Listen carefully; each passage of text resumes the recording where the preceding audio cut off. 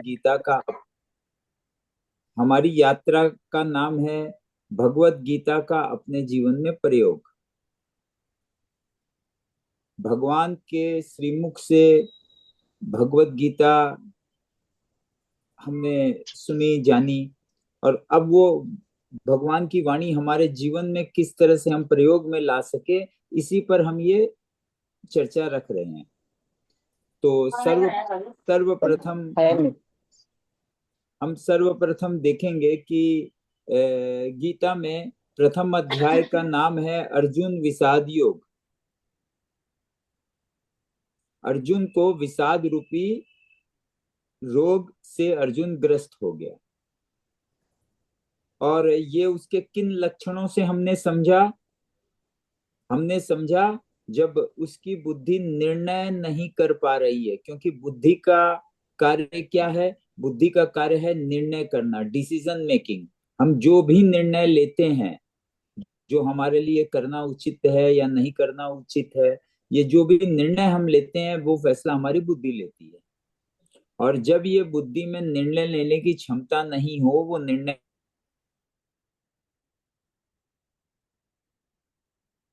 आप एक बार अनम्यूट हो जाइए प्लीज। सुनील जी, आप अनम्यूट कर लीजिए अपने आप को।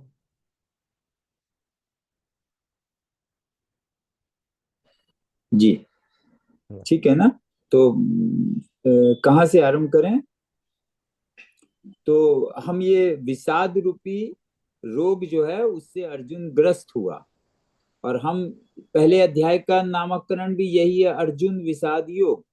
और अर्जुन के विषाद का हमें हमें उसके विषाद का पता कैसे चलता है, हमारे समझ में कैसे आता है, वो इस बात से समझ में आता है कि अर्जुन फैसला नहीं कर पा रहा है। वो युद्ध की भूमि में जाकर ये कहता है कि मैं युद्ध नहीं करूंगा, उससे युद्ध नहीं होगा, और मैं ये युद्ध नहीं करूंगा, और फिर उसके लिए वो नाना प्रकार की युक्तियां देता है। अर्जुन के इस लक्षण से साफ साफ समझ में आता है कि उसकी बुद्धि निर्णय नहीं कर पा रही है।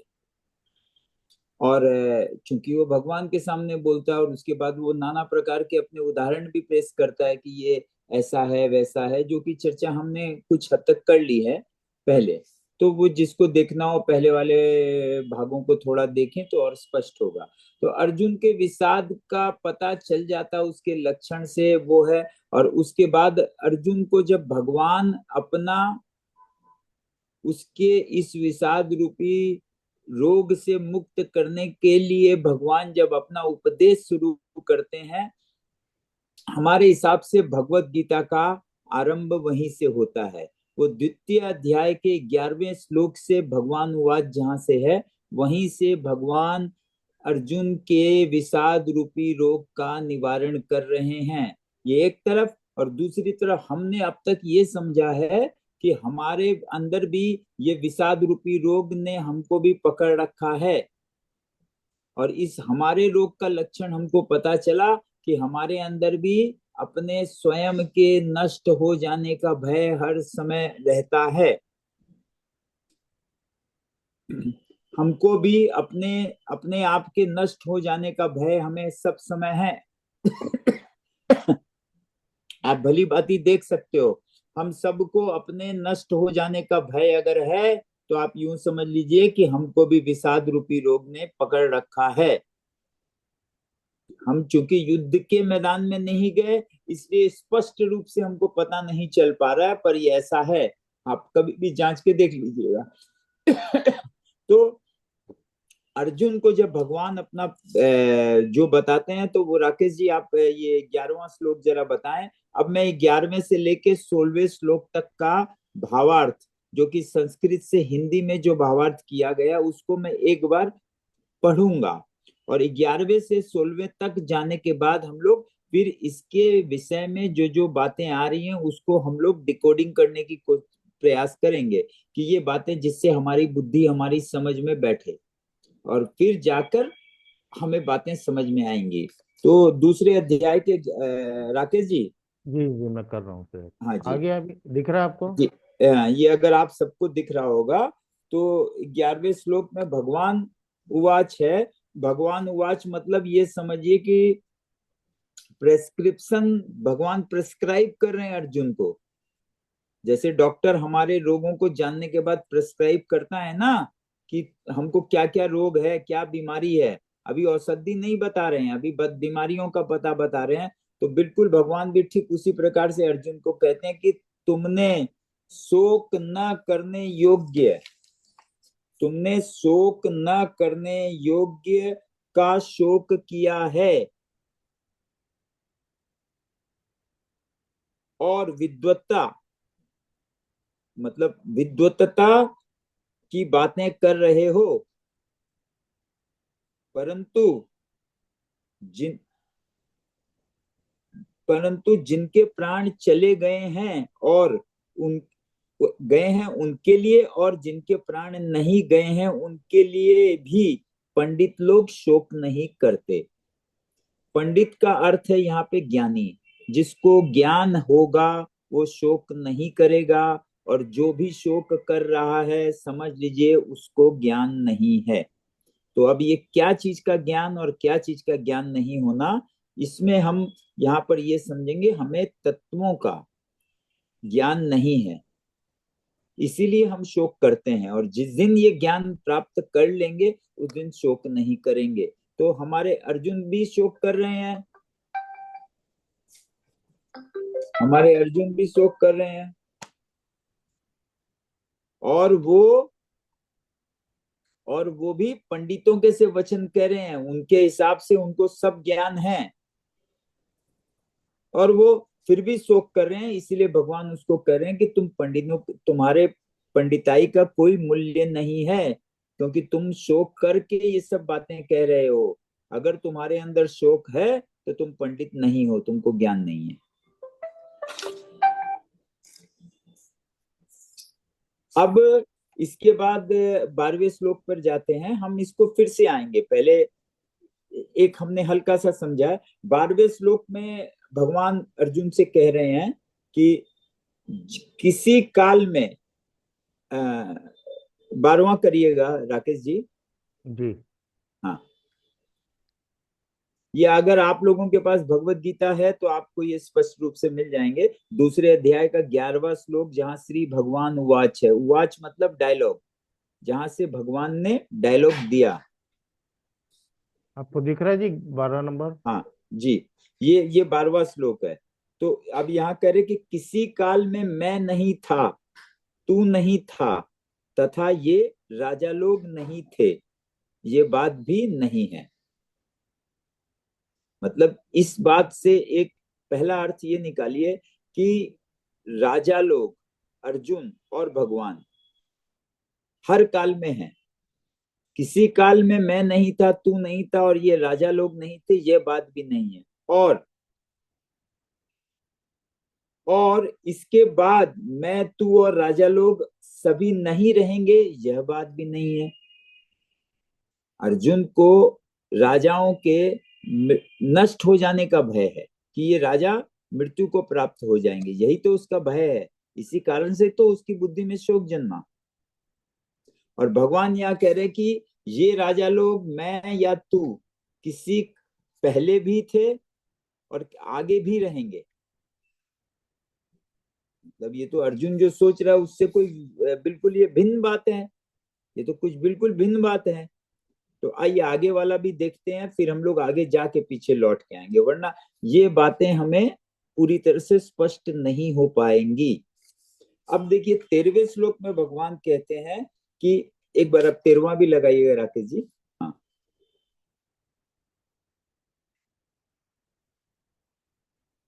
और ये आप ऐसा कर दो कि ये आपके सबके पास गीता होगी तो आप उसमें देख लीजिएगा, वरना आप ये भी लग के देख सकते हो, जो राकेश जी अभी दे रहे हैं ये भी आप रख लो। तो अब देखिए 13वें श्लोक में भगवान कहते हैं, देहधारी के इस मनुष्य शरीर में, देहधारी, ये सब ध्यान रखिएगा, देहधारी भगवान किसको कह रहे हैं? देहधारी के इस मनुष्य शरीर में जैसे बालकपन, जवानी, वृद्धावस्था होती है, ऐसे ही दूसरे शरीर की प्राप्ति होती है। इस विषय में धीर मनुष्य धीर मनुष्य मोहित नहीं होते। अब हमको बहुत से मोहित का अर्थ समझना होगा, धीर का अर्थ समझना होगा, है ना, और देहधारी का अर्थ समझना होगा, और मनुष्य शरीर को भी समझना होगा। अभी हम बोलने में तो ये हमारे अक्सर सुनने में आने वाले शब्द हैं, पर गहराई में इनको हमको काफी अंदर, बहुत अंदर पेनिट्रेट करके समझना पड़ेगा, तब हमारी समझ में ये सारी बातें बहुत स्पष्टता से आएंगी। ठीक है, तो हम ये चारों शब्द को लेते हैं कि यहाँ देहधारी, देहधारी का अर्थ ये हुआ जिसने देह को धारण कर रखा है। जैसे अभी आपने जो भी वस्त्र पहने हैं तो हम कहेंगे कि आपने वस्त्रों को धारण कर रखा है, लेकिन देह को जिसने धारण कर रखा है उसको देहधारी कह रहे हैं भगवान। और मनुष्य शरीर मतलब देहधारी ने जिस मनुष्य शरीर को धारण कर रखा है उसको भगवान मनुष्य शरीर कह रहे हैं। देहधारी अलग है और मनुष्य शरीर अलग है। और हम क्या है, हम टोटल को जोड़कर अपने आप को समझते हैं। ठीक है, जबकि यहाँ दो पृथकता है, देहधारी अलग और मनुष्य शरीर अलग, देह अलग और देहधारी अलग, शरीर अलग और शरीरी अलग। शरीर शरीर और शरीरी दोनों भिन्न हैं। शरीरी शरीर शरीर को धारण करता है। हम लोग इसको अपने बिल के प्रत्यक्ष किसी उदाहरण से लेके समझेंगे ये सब बातें तो और भी स्पष्ट हो जाएंगी। और अब यहाँ मोहित, मोहित शब्द का अर्थ होता है मोह में आना। मोहित जो मोह में आ गया है, मोह में आने का सीधा सीधा अर्थ होता है जब बुद्धि, क्योंकि बुद्धि समझने का कार्य करती है, बुद्धि के आगे एक प्रकार से कोई पर्दा आ जाए, किसी भी वस्तु के सामने अगर पर्दा आ जाए तो वो फिर काम नहीं कर सकती है, वो छुप जाती है उसमें। इसी प्रकार से जब बुद्धि ढकी हुई हो जाती है, बुद्धि में ज्ञान ज्ञान नहीं, ज्ञान रहता है पर वो ढक जाता है, तब हम कहेंगे कि बुद्धि मोहित हो गई है। जब भी हम मोह शब्द का प्रयोग करेंगे तो ये सीधा सीधा तात्पर्य मोह का बुद्धि से है। बुद्धि जब अपना निर्णय लेने का कार्य नहीं करती है तब हम कह सकते हैं कि बुद्धि मोहित है।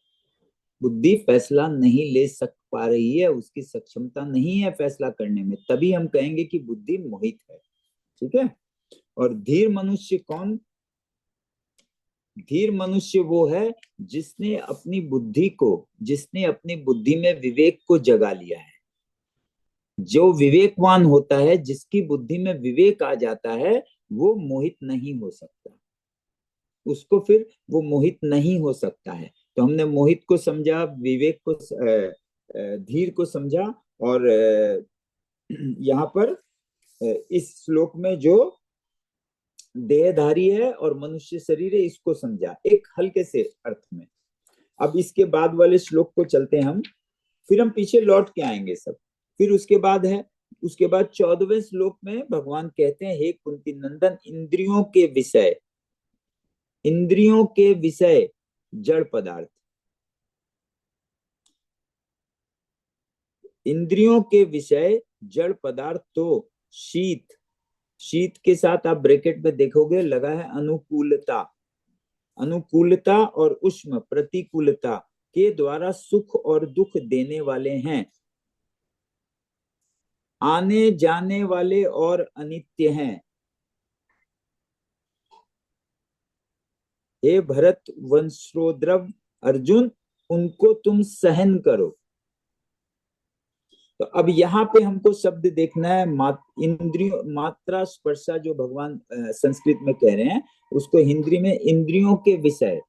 तो अब हमको इंद्रियों को भी जानना पड़ेगा और विषयों को भी समझना पड़ेगा, वरना ये बात हमारी समझ में नहीं आएगी। तो इंद्रियां तो हम साफ साफ जान रहे हैं कि हमारे पास 5 ज्ञानेंद्रियां हैं और 5 कर्मेंद्रियां। इस विषय में हमने पहले भी चर्चा की थी, जब हमने सांख्य को समझने का प्रयास किया तो हमने कुछ विषय को बिल्कुल अच्छे से समझा। वहां हमने ये समझे कि अब आप देखो हमारे पास 5 ज्ञानेंद्रिय है जिससे हम रूप रस गंध और स्पर्श, रूप रस गंध स्पर्श, इनको भोगते हैं। भोगते हैं का अर्थ हुआ हम इनको ग्रहण करते हैं।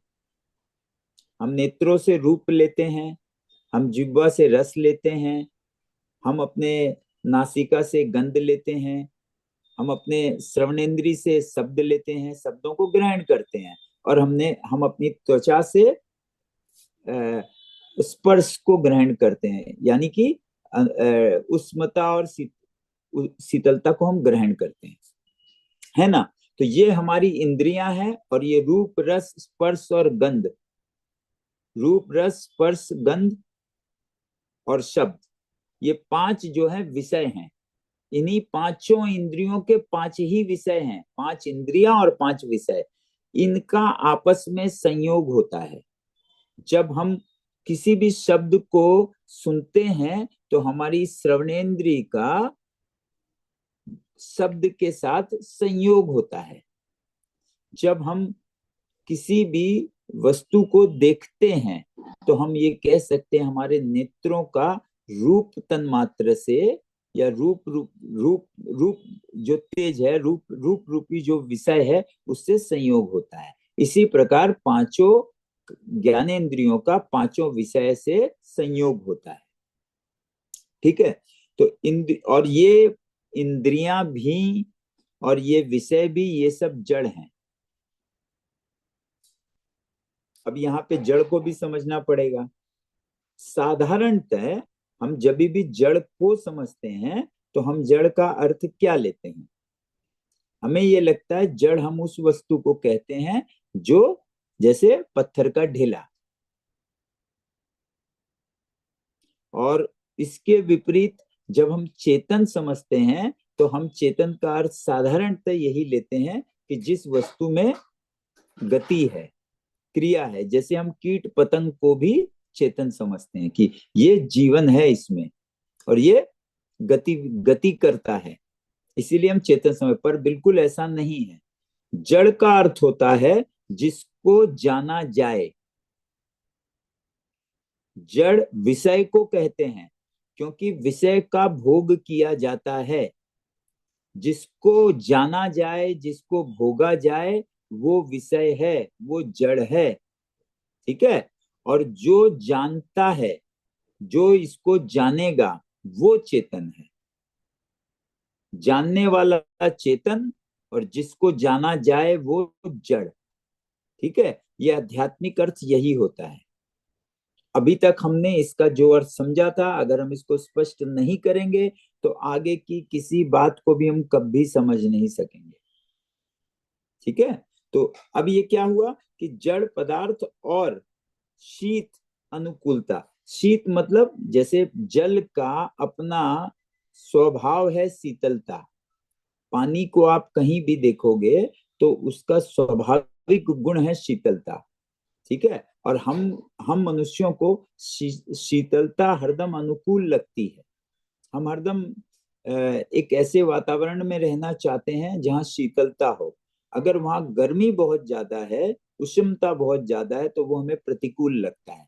इसी संदर्भ में शीतल को अनुकूल और उष्ण को प्रतिकूल कहा गया है। हम जिसको सुख कहते हैं, वो सुख भी हमारे अनुकूल अनुभूति ही हमारा सुख है। जो अनुकूलता हम प्राप्त करना चाहते हैं, असल में हम उसी को सुख कहते हैं। और जो प्रतिकूलता हमें प्राप्त होती है, असल में हम दुख उसी को कहते हैं। ठीक है ना। इसीलिए यहाँ पर भगवान कह रहे हैं कि तो शीत अनुकूलता और उष्ण प्रतिकूलता के द्वारा सुख और दुख देने वाले हैं। कौन? इंद्रियों के विषय। इंद्रियों, ये पांच इंद्रियों और इनके पांच विषय बाहर है। ये इंद्रियों के विषय, जब इंद्रियों से इनका संयोग होता है तो ये शीत अनुकूलता या प्रतिकूलता, यानी कि सुख और दुख देने वाले हैं। ठीक है। आने जाने वाले और अनित्य हैं। आप कभी भी देखोगे किसी भी वस्तु से आपको हरदम एक प्रकार का सुख या एक प्रकार का दुख नहीं लगेगा।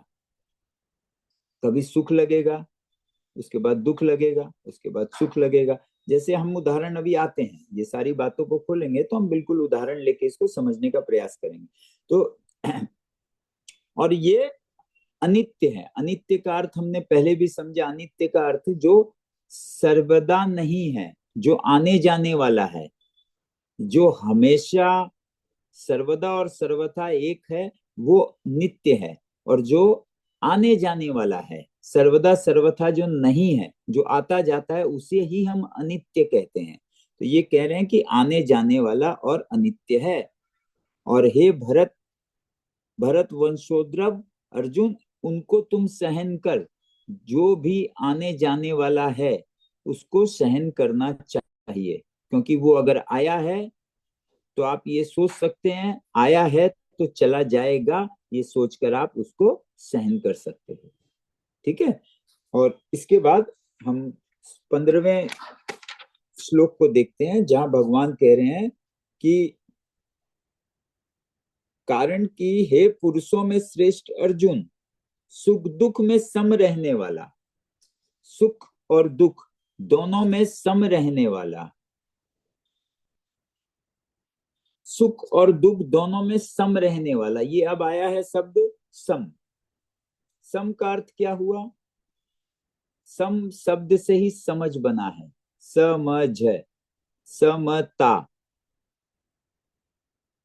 सम का अर्थ हुआ कोई भी दो वस्तुएं जब प्राप्त हो, दोनों में बिल्कुल भेद, दोनों को बिल्कुल समान रूप से लेना, इसी को सम कहते हैं।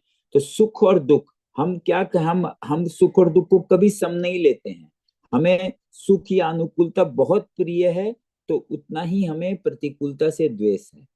प्रतिकूलता आते ही हमें बिल्कुल अच्छी नहीं लगती, और हम चाहते हैं हर समय हम अनुकूलता प्राप्त होती रहे। ठीक है ना। और भगवान यहाँ कह रहे हैं कि अनुकूलता और प्रतिकूलता में जो सम रहता है, और सम कौन रह सकता है? जो बुद्धिमान है, जिसकी बुद्धि में विवेक आ गया है। ये कब आएगा? जब आप इन बातों को गहरे से समझ लोगे तो आपको भी ये समता आने लग जाएगी। और बिना समझे आप चाहे जितना भी प्रयास कर लो, आप कभी सुख दुख को एक नहीं समझ पाओगे, कभी नहीं होने वाला है, आप जितना प्रयास कर लो। हम बहुत सुनते हैं, सब कहते हैं भाई ये तो है, ऐसा कर लो, पर ऐसा होने वाला नहीं है। लेकिन आप अगर इसको अच्छे प्रकार से समझ लो तो ये निश्चित तौर पे हो जाएगा आपसे, बिल्कुल हो जाएगा। बहुत मुश्किल नहीं है। समझ में आने के बाद किसी भी कार्य को करना बिल्कुल असंभव नहीं है, बहुत आसान हो जाता है। हम ठीक से उसको कर नहीं पाते हैं, इसीलिए कि हम समझ ही नहीं पाए हैं। और हम अपनी बुद्धि से अपने पिछले अर्थ जो हमने उसके जो जान रखे, हम उससे मिलाकर उसका अर्थ निकालते हैं या समझते हैं, इसीलिए हमारी समझ में बातें ठीक से बैठती नहीं है। ठीक है। तो क्या हुआ? अब यहाँ भगवान कह रहे हैं कि कारण कि हे पुरुषों में श्रेष्ठ अर्जुन, सुख दुख में सम रहने वाला, जिस बुद्धिमान रहने वाले, जिस बुद्धिमान मनुष्य को ये मात्रा स्पर्श, मात्रा स्पर्श, मात्रा स्पर्श मतलब ये जो बाहर के विषय हैं, इन्हीं को मात्रा स्पर्श कहते हैं। मात्रा हम लोग किसको कहते हैं? हम लोग मात्रा क्वांटिटी को कहते हैं, है ना। और ये जो गुण है, ये भी हमको एक तरह से मात्रा के रूप में प्राप्त होते हैं। ठीक है। ये जैसे आपको गरम लगा कितना लगा, ठंडा लगा कितना लगा, इस प्रकार से ये मात्रा यहाँ पे शब्द आया। जैसे हम बाहर विषयों को जब सूक्ष्म रूप से जानते हैं, हम तो तन मात्र भी कहते हैं। मात्र मतलब एक तरह से क्वांटिटी ही होता है। और आगे इसको और समझेंगे तो ये मात्रा शब्द और स्पष्ट हो जाएगा। फिलहाल के लिए यही है कि मात्रा मतलब कितने क्वांटिटी में, ये जो क्वांटिटी में जो हमको स्पर्श करते हैं, ये जो इंद्रियों को विषयों से जो संयोग होता है, इसी को मात्रा स्पर्श कह रहे हैं। तो ये मात्रा स्पर्श विचलित, सुखी दुखी नहीं करते। किसको? बुद्धिमान को। बुद्धिमान कौन है? जिसकी बुद्धि सुख और दुख दोनों में सम है। ठीक है। अभी हमारी बुद्धि सम नहीं हुई है। जब हम ये सुख और दुख हैं क्या, इनकी उत्पत्ति कहाँ से हुई है, हमारी इंद्रिय क्या है, बाहर विषय क्या है, विषयों से इनका संयोग किस प्रकार हो रहा है, ये सारी बातें जब हमको स्पष्ट हो जाएंगी तब हम पाएंगे कि ये हम जिसको सुख और दुख की अनुभूति, अनुकूलता या प्रतिकूलता पर समझ रहे हैं वो अनित्य है, वो आकर जाने वाला है। इसीलिए हमें बहुत अनुकूलता पाने पर बहुत हर्षोल्लास नहीं करना चाहिए, और प्रतिकूलता आने पर बिल्कुल भी हमें शोक नहीं करना चाहिए, हमें बिल्कुल भी दुख नहीं करना चाहिए, क्योंकि दोनों ही आकर जाने वाले हैं, कोई रहने वाला नहीं है, दोनों अतिथि हैं, दोनों आकर जाएंगे। ये बातें गहराई से समझ लेने पर इनके प्रति जो हम इतना ज्यादा हम उत्तेजना में आ जाते हैं, सुख आने पर भी उत्तेजित होते हैं और दुख आने पर भी उत्तेजित होते हैं, समझ लेने पर ये उत्तेजना हमारी कम होती चली जाएगी, है ना। और जिसमें ये समता आ जाएगी, सुख और दुख दोनों में सम रहने की, भगवान कहते हैं वो अमरत्व का अधिकारी हो जाता है। अर्थात वो अपने आप को अमृत तत्व को जानने में समर्थ हो जाता है। दूसरे शब्दों में उसने उसने अपनी बुद्धि में विवेक जगाने की स्कूल में दाखिला ले लिया है। आप यूं समझ सकते हो, जो सुख और दुख दोनों में सम रहना आरंभ कर दे, पूरा न भी हो तो बिल्कुल समझ के थोड़ा थोड़ा बढ़ते चला जाएगा, और जितना उसके अंदर ये सुख दुख उसको विचलित नहीं करेंगे, ना सुख न दुख, दोनों ही जब विचलित नहीं करेंगे, तब आप पाओगे कि आपकी बुद्धि में उस अमर तत्व को, जो विनाशी तत्व है, उसको समझने की, जानने की क्षमता आती जा रही है, और आप अविनाशी तत्व को जानने लगोगे। यही आप जिस दिन आप उस अविनाशी तत्व को बोध हो जाएगा, उस दिन आप अमर हो जाओगे। अमर हो जाओगे मतलब आप वो तत्व हो जिसका नाश नहीं हो सकता। अगर आपको ये बोध हो जाए तो फिर आपका नाश कहाँ हो रहा है, यही होता है अमर होना। ठीक है, तो ये था 15वां श्लोक। और 16वें श्लोक में भगवान कहते हैं, जो हमें लगता है कि भगवत गीता का, अगर हम भगवत गीता के पिलर्स बनाएं जिसपे इसको खड़ा करें, तो ये एक मुख्य पिलर में से एक है। दूसरे अध्याय का 16वां श्लोक, ये इसको मैं जरा संस्कृत में भी कहूंगा, क्योंकि सारे श्लोक सबके, जैसे मैं तो सब श्लोकों का संस्कृत सही उच्चारण नहीं कर सकता हूँ, इसलिए मैं हिंदी से काम चला रहा हूँ। पर कुछ कुछ मुख्य जो श्लोक हैं, जो बिल्कुल आप, हम लोग बोलते हैं ना कि गेम चेंजर, जो बिल्कुल गेम चेंजर है, उन श्लोकों को हमको बार बार लिख के ध्यान में बिल्कुल स्मरण में रखना चाहिए कि उसके इर्द गिर्द बाकी सारे श्लोक चलेंगे, जिससे ये समझकर हम लोग उस पर चर्चा करते या उनके बाद, तो ये उसको बाकी श्लोकों को भी हम अच्छे से स्मरण में रख पाएंगे। तो ये 16वां श्लोक कहता है कि ना सतो विद्यते भाव, ना असतो विद्यते भाव, ना अभाव विद्यते सतः। अब ये क्या है, ये कह रहे हैं कि यहाँ पर असत का तो भाव यानी सत्ता। अब बताइए हम भाव और सत्ता से क्या समझते हैं, नहीं समझ में आया। असत शब्द का अर्थ हम क्या समझे, अभी ये भी नहीं समझ में आया। असत का तो भाव विद्यमान नहीं है, असत का तो भाव अभाव विद्यमान नहीं है। सत, जो सत्य वस्तु है उसका अभाव कभी नहीं हो सकता, और जो असत वस्तु है उसका भाव कभी नहीं होता है। और जो तत्वदर्शी है, जो तत्वदर्शी पुरुष हैं, महापुरुष हैं, जो तत्वदर्शी महापुरुष है, उन्होंने इन दोनों तत्वों को पृथकता से जाना है। दोनों ही तत्वों को कैसे जाना है, पृथकता से जाना है। पृथकता का अर्थ हुआ अलग अलग जाना है। अभी हमने इन दोनों को ही नहीं जाना है, ठीक है। और हम जिसको भी जानते हैं, वहां में किसी भी वस्तु के या किसी भी पदार्थ की पृथकता का बोध नहीं है। यही है हमारा ज्ञान। और जो तत्वदर्शी पुरुष है, वो इन दोनों तत्वों को पृथकता से जानता है। पृथकता का अर्थ हुआ अलग अलग जानना। अब दो दो तत्व यहाँ पे क्या है, एक है सत और एक है असत। ठीक है, अब यहां से हम रिवाइंड जाएंगे, यहां से हम रिवाइंड जाएंगे और ये पूरे प्रकरण को समझने के लिए हम पहले एक डमी बनाते हैं। ठीक है, वो डमी हम इस प्रकार बनाएंगे कि हमने पिछली चर्चाओं में दो शब्दों पर बहुत बहुत बार विचार किया है, बहुत बार उनको कहा है, और वो शब्द है स्थूल और सूक्ष्म। और मेरे ख्याल से आप सब लोग स्थूल और सूक्ष्म के बीच के भेद को, पृथकता को समझ गए होंगे।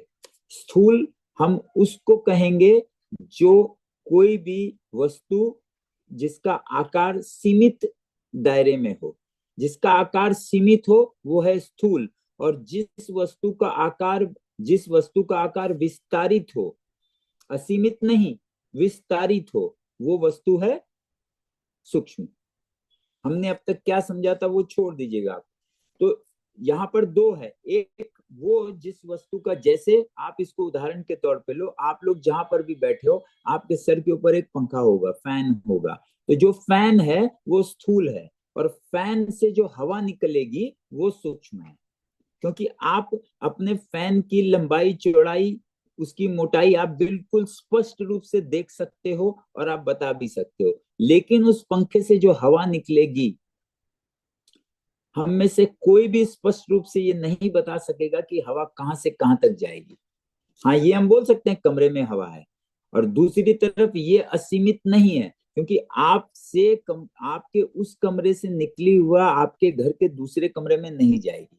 इसका मतलब वो असीमित नहीं है तो सीमित ही, लेकिन उस पंखा जो स्थूल है उससे ये विस्तारित है। तो हमने यहाँ पर दो वस्तुओं को समझा, एक स्थूल एक सूक्ष्म, और तीसरा जो हम समझ रहे हैं वो है असीमित, मतलब जिसका कोई दायरा नहीं हो। ऐसी किसी वस्तु को फिलहाल हम नहीं जानते हैं जिसका कोई दायरा नहीं है।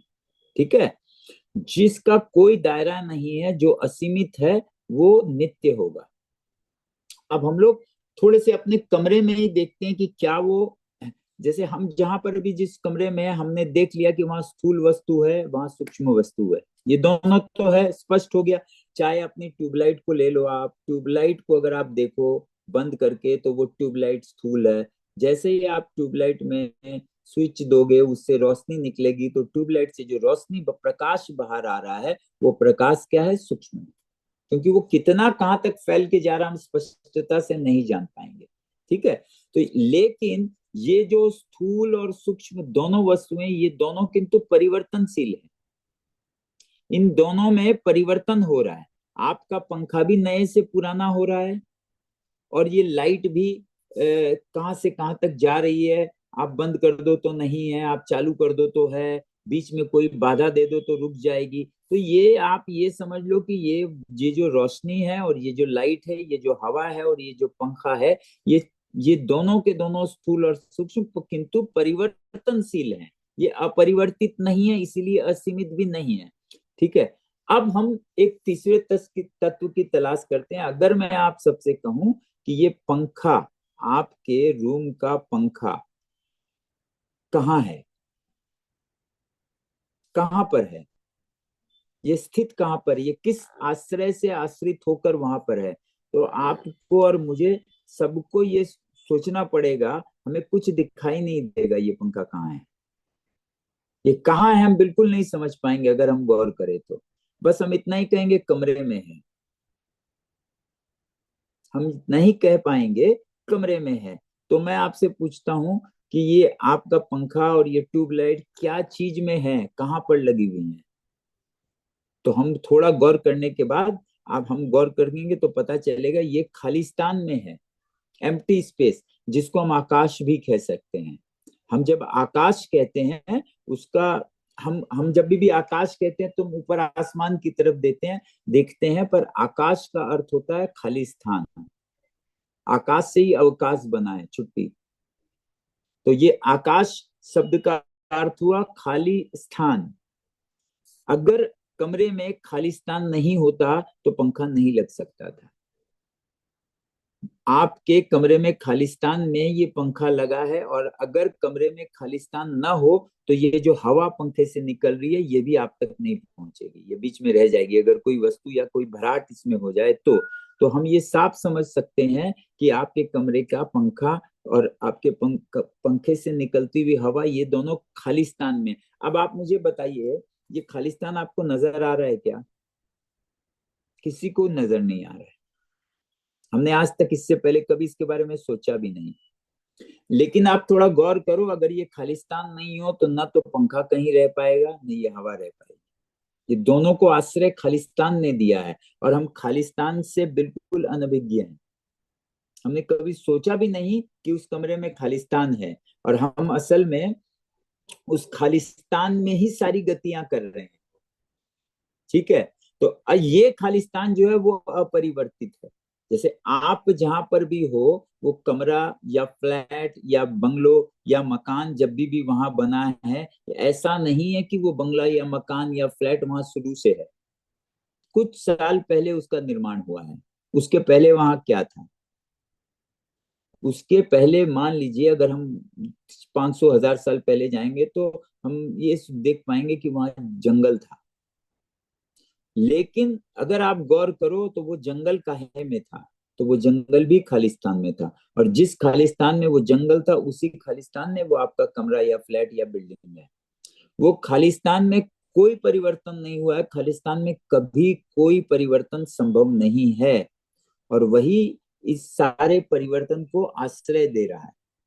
तो अब हमारे पास दो दो तत्व निकल के आए। एक पदार्थ वो है जो परिवर्तनशील है, जो कि सूक्ष्म भी है और स्थूल भी हो सकता है, पर दोनों ही परिवर्तनशील है। इनमें प्रतिक्षण परिवर्तन हो रहा है। एक तरफ ये पदार्थ और दूसरी तरफ वो, जिसमें कोई परिवर्तन संभव नहीं है। आइए अब हम 16वें अध्याय के, जिसको भगवान यहाँ असत कह रहे हैं, उसको हम परिवर्तनशील अगर मान लें तो कोई दिक्कत नहीं है। एक बार के लिए हम उसकी जगह उसको बैठा सकते हैं। ठीक है, अब आप यहाँ देखिए कि आपके कमरे में, अब आप कमरे से ये 16वें अध्याय को समझिए कि भगवान यहाँ करे कि असत का तो कमरे में जो जो भी परिवर्तनशील वस्तु है, जो भी परिवर्तनशील वस्तु है, वो परिवर्तन, ये विद्यमान नहीं का अर्थ क्या हुआ कि वो हरदम नहीं है। जैसे आपके कमरे में ये पंखा है, तो आप मुझे बता सकते हो ये पंखा कब से है? ज्यादा से ज्यादा 1 साल, 2 साल, 10 साल, 20 साल, 50 साल, 100 साल। उसके पहले तो नहीं था ना। उसके पहले था क्या? इसका मतलब ये हरदम से नहीं है। लेकिन खालिस्तान जिसमें ये पंखा है वो हरदम से है। दूसरी तरफ क्या ये पंखा हरदम रहेगा? आज से 10 साल, 20 साल, 50 साल, 100 साल, 100 साल, 150 साल के बाद ये पंखा नहीं रहेगा, ये नष्ट हो जाएगा। तो इसका मतलब ये कल भी नहीं था और ये कल भी नहीं रहेगा। इसीलिए भगवान कह रहे हैं कि असत जो है, उसका उसकी सत्ता नहीं होती है, उसकी सत्ता विद्यमान नहीं है। जो भी परिवर्तनशील है वो असत है, उसकी सत्ता कभी नहीं विद्यमान हो सकती। अभी हमको प्रतीति हो रही है ऐसे, इसकी प्रतीति तो होगी हमें, मतलब हम इसको अनुभव कर सकते हैं, हम इसको एक्सपीरियंस कर सकते हैं, हम इसका व्यवहार ले सकते हैं, लेकिन इसको प्राप्त नहीं कर सकते, क्योंकि इसकी सत्ता विद्यमान नहीं है। और इसकी दूसरी तरफ और आगे कह रहे भगवान, और सत्य का अभाव विद्यमान नहीं है। सत्य का अभाव कभी हो ही नहीं सकता। वो खालिस्तान को अगर हम सत्य मान लें थोड़ी देर के लिए, तो आप मुझे बताइए कभी क्या ऐसा दिन आया था जब वो खालिस्तान वहां नहीं था? न कल था, न आज है, न कल होने वाला। वो सर्वथा सर्वदा वो खालिस्तान वहीं पर है। उस खालिस्तान में ही सब कुछ हो रहा है। उसकी सत्ता में कभी भी कोई परिवर्तन नहीं आया। उसको आप बिल्कुल एक बार अगर आपने उस खालिस्तान को समझ लिया, तो हरदम सर्वथा सर्वदा के लिए आपने समझ लिया।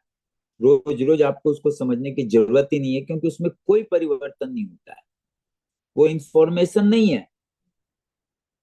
आप कोई भी इंफॉर्मेशन को कलेक्ट करिए तो वो परिवर्तनशील होती है। इसीलिए आप किसी भी इंफॉर्मेशन को, किसी भी जगह के कानून को, किसी भी थियोरीज को, आप बिल्कुल भी आप उसको परमानेंट नहीं, आप ये नहीं सोच सकते कि हरदम के लिए वो हो गई है। वो बदलाव उसमें कभी भी आ सकता है। जिस वस्तु में बदलाव हो सकता है, बदलाव हो रहा है, उसकी प्राप्ति संभव नहीं है, क्योंकि उसकी सत्ता विद्यमान ही नहीं है। हमको प्रतीति मात्र है। जैसे आप अपने शरीर को लो, आपका शरीर को आप प्राप्त नहीं कर सकते हो, किसी ने अपने शरीर को प्राप्त नहीं किया, सिर्फ हम इस शरीर का अनुभव कर रहे हैं, हम इस शरीर से व्यवहार कर रहे हैं, प्राप्त नहीं कर पाएंगे क्योंकि इसकी सत्ता वास्तव में विद्यमान ही नहीं है। ये हर प्रतिक्षण बदल रहा है, तो जिसमें गति है, परिवर्तन है, उसकी सत्ता वास्तव में विद्यमान होती ही नहीं है, हो ही नहीं सकती है। ठीक है, और आगे इधर उधर का और भी कुछ उदाहरण निकलेगा जिससे ये बातें और स्पष्ट हो जाएंगी। तो अब यहाँ पे बात आई कि असत्य का, तो असत का भाव यानी सत्ता कभी भी विद्यमान नहीं है, और सत्य वस्तु का अभाव कभी संभव ही नहीं है। अब आप बताइए, हमें पता चला था या न चला था, हमने सोचा था या ना सोचा था, पर खालिस्तान कभी भी उसका अभाव हुआ क्या? कभी हो ही नहीं सकता है, किसी के वश में नहीं है कि उसका भाव कर दे, उसका अभाव कभी नहीं हो सकता है। ठीक है, और जो तत्वदर्शी और इन दोनों को एक समझना या इन दोनों की पृथकता का बोध नहीं होना, यही हमारी बुद्धि का अविवेक है।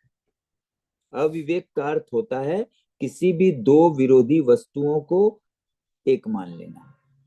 अविवेक का आप अर्थ यूं निकालो शुरुआती दौर पे, और ये इसका बिल्कुल सटीक अर्थ है। अविवेक का अर्थ हुआ दो वस्तुएं जो परस्पर विरोधी हैं, जैसे एक सतत परिवर्तनशील और एक अपरिवर्तित, ये दोनों परस्पर दो विरोधी वस्तुएं हैं। लेकिन जब हमारी बुद्धि में विवेक नहीं हो, जब बुद्धि अविवेकी हो, तो हम इन दोनों वस्तुओं को, इन दोनों की पृथकता को नहीं जानते और हम दोनों को एक मानते हैं। यही हमारी बुद्धि का विवेक है, यही अर्जुन की बुद्धि का विवेक था। अर्जुन की बुद्धि का विवेक से अर्जुन ने ये समझा कि ये सारे राजा लोग मारे जाएंगे, नष्ट हो जाएंगे। किंतु अब हम वहां से आते हैं जहां से 11वें श्लोक से भगवान बोल रहे हैं। अब चलिए वहां से वापस से देखते हैं। ये देखिए, हमने रिवाइंड किया और अब हम वापस आते हैं 11वां। अब देखिए, आपको बातें समझ में आना आरंभ हो जाएंगी। अब आप देखो, 11वें श्लोक में भगवान कहते हैं, तुमने शोक न करने योग्य का शोक किया है। शोक न करने योग्य का शोक किया है। अब आप मुझे ये बताइए कि आपके कमरे में पंखा है और हवा है, आपके पंखे की हवा नहीं आएगी तो क्या आप हवा के लिए शोक करोगे? क्या शोक करना उचित है? आप कभी शोक नहीं करते हो हवा के लिए। क्यों नहीं करते हो? क्योंकि आपको पता है ये हवा तो आ भी सकती है और नहीं भी आ सकती है। ये बात हमने समझ लिया है, ये बिल्कुल हम भली बात ही जानते हैं। इसलिए हवा ना आने पर भी हम शोक नहीं करते हैं। हम ये नहीं कहते कि अरे हवा नष्ट हो गई। क्या हमने कभी ऐसा कहा कि हवा नष्ट हो गई? कभी नहीं कहते हैं, क्योंकि हम साधारणतः जानते हैं कि हवा आती और जाती रहती है। ठीक, तो अगर कोई बंदा हवा के लिए शोक करे तो आप उसको क्या कहोगे? आप उसको क्या कहोगे? आप उसको अविवेकी कहोगे, आप उसको मूर्ख कहोगे और कुछ भी नहीं कहोगे। बोले अरे हवा तो आता जाता रहता है और तुम हवा के लिए शोक करते हो, ऐसा कभी हो सकता है क्या? ये तो अभी नहीं है, बाद में आ जाएगी। इसी प्रकार से भगवान कह रहे हैं कि तुमने शोक न करने योग्य पर शोक किया है। अब यहाँ दो बात है। एक तो हवा के लिए अगर कोई शोक करे या पंखे के लिए शोक करे, तो आप मुझे बताइए, आपका पंखा नया था, पुराना हो रहा है और एक दिन नष्ट हो जाएगा, ये हम सब जानते हैं। तो कोई भी मनुष्य पंखे के लिए शोक नहीं करता कि मेरा पंखा क्यों नष्ट हो गया, पुराना क्यों हो गया।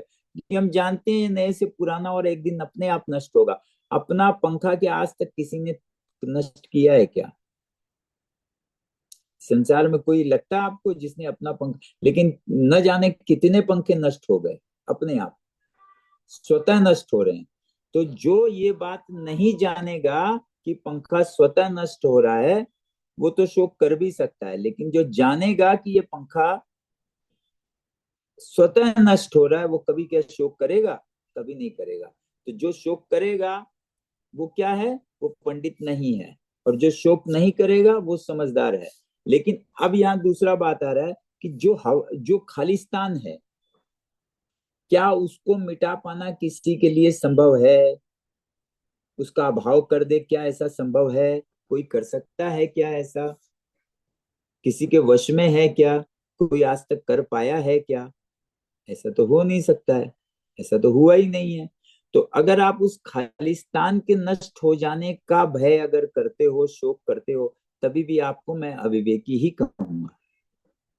तभी भी जिसको भी ये बात नहीं समझ में आई कि ये खालिस्तान नष्ट नहीं हो सकता है, और वो ये सोचे कि ये नष्ट हो जाएगा, तो उसको हम अविवेकी कहेंगे। हम कहेंगे इसकी बुद्धि में समझ नहीं है, ये नासमझ है, ऐसी बातें कर रहा है, ऐसा तो हो ही नहीं सकता है। ठीक है। तो एक अब आपके आपके पास एक तो वो खालिस्तान है जो कभी नहीं बदलता है, और दूसरी तरफ हवा और पंखा, ये दोनों हैं। दोनों मिलकर दोनों मिलकर हैं जो हर समय बदलते हैं। तो जो हर समय बदलते हैं उनका नाश स्वतः हो रहा है, और जो कभी नहीं बदल सकता है उसका नाश कर दे, ये किसी में संभावना ही नहीं है। तो अब बताइए, जो इन दोनों को जानेगा क्या वो कभी शोक करेगा? जो इन दोनों को तत्व से पृथकता से जानेगा वही पंडित है, वही ज्ञानी है। ये इसीलिए भगवान यहाँ पे कह रहे हैं। अब इसको देखिए, अब आप इस श्लोक को फिर से सुनिए कि तुमने शोक न करने योग्य का शोक किया है और विद्वता की बातें कर रहे हो। जिनके प्राण चले गए हैं उनके लिए, और जिनके प्राण नहीं गए उनके लिए पंडित लोग शोक नहीं करते। अब आप ये पंखा, हवा और खालिस्तान को अब हम रिप्लेस कर देते हैं राजा लोग से। तो राजा लोग कौन हुए? राजा लोग हुए वो खालिस्तान। भगवान स्वयं को, अर्जुन को, सबको एक बार के लिए खालिस्तान मान लीजिए। तब भगवान बोल रहे कि ये सब हम, तू, ये राजा लोग तू या मैं, ऐसा नहीं था कि कल नहीं थे। अब कल वहां आपका कमरा हो था या न था, पर खालिस्तान तो जरूर था। और कल आपका कमरा वहां रहे या ना रहे, पर खालिस्तान तो वहीं रहेगा। ठीक है ना? तो वो जो नहीं बदलने वाला अपरिवर्तित तत्व, जिसको हम शरीरी कहते हैं, जिसको हम आत्मा कहते हैं, उसका अभाव कभी नहीं हो सकता है। ऐसा नहीं था कि वो कल नहीं था, ऐसा नहीं होगा कि वो कल नहीं रहेगा। इसी बात को अब आप मिला के इस श्लोक को अच्छा से समझ लो। तुमने शोक न करने योग्य का शोक किया है और विद्वता पंडिताई की बातें कर रहे हो। जिनके प्राण चले गए उनके लिए, और जिनके प्राण नहीं गए उनके लिए पंडित लोग शोक नहीं करते। आशा करता हूं कि ये बात अब आपको समझ में आ रही होगी। इसके बाद भी कोई प्रश्न रहेगा तो आप आखिर में अपने समय में जरूर प्रश्न करिए, क्योंकि किसी एक भी साधक के प्रश्न करने से बाकियों के मन में भी जो दुविधाएं या शंकाएं रहती हैं वो भी स्पष्ट होती हैं। तो जिस भी साधक के मन में कोई भी प्रकार का कोई भी शंका हो, डाउट हो, तो वो बिल्कुल प्रश्न करे। एक एक साधक के प्रश्न करने से बाकी सब में भी स्पष्टता आएगी, और हमको ये बिल्कुल कर लेना चाहिए। अब आप देखिए 12वां श्लोक। यहाँ कहते किसी काल में मैं नहीं था, तू नहीं था, राजा लोग नहीं था, यह नहीं है।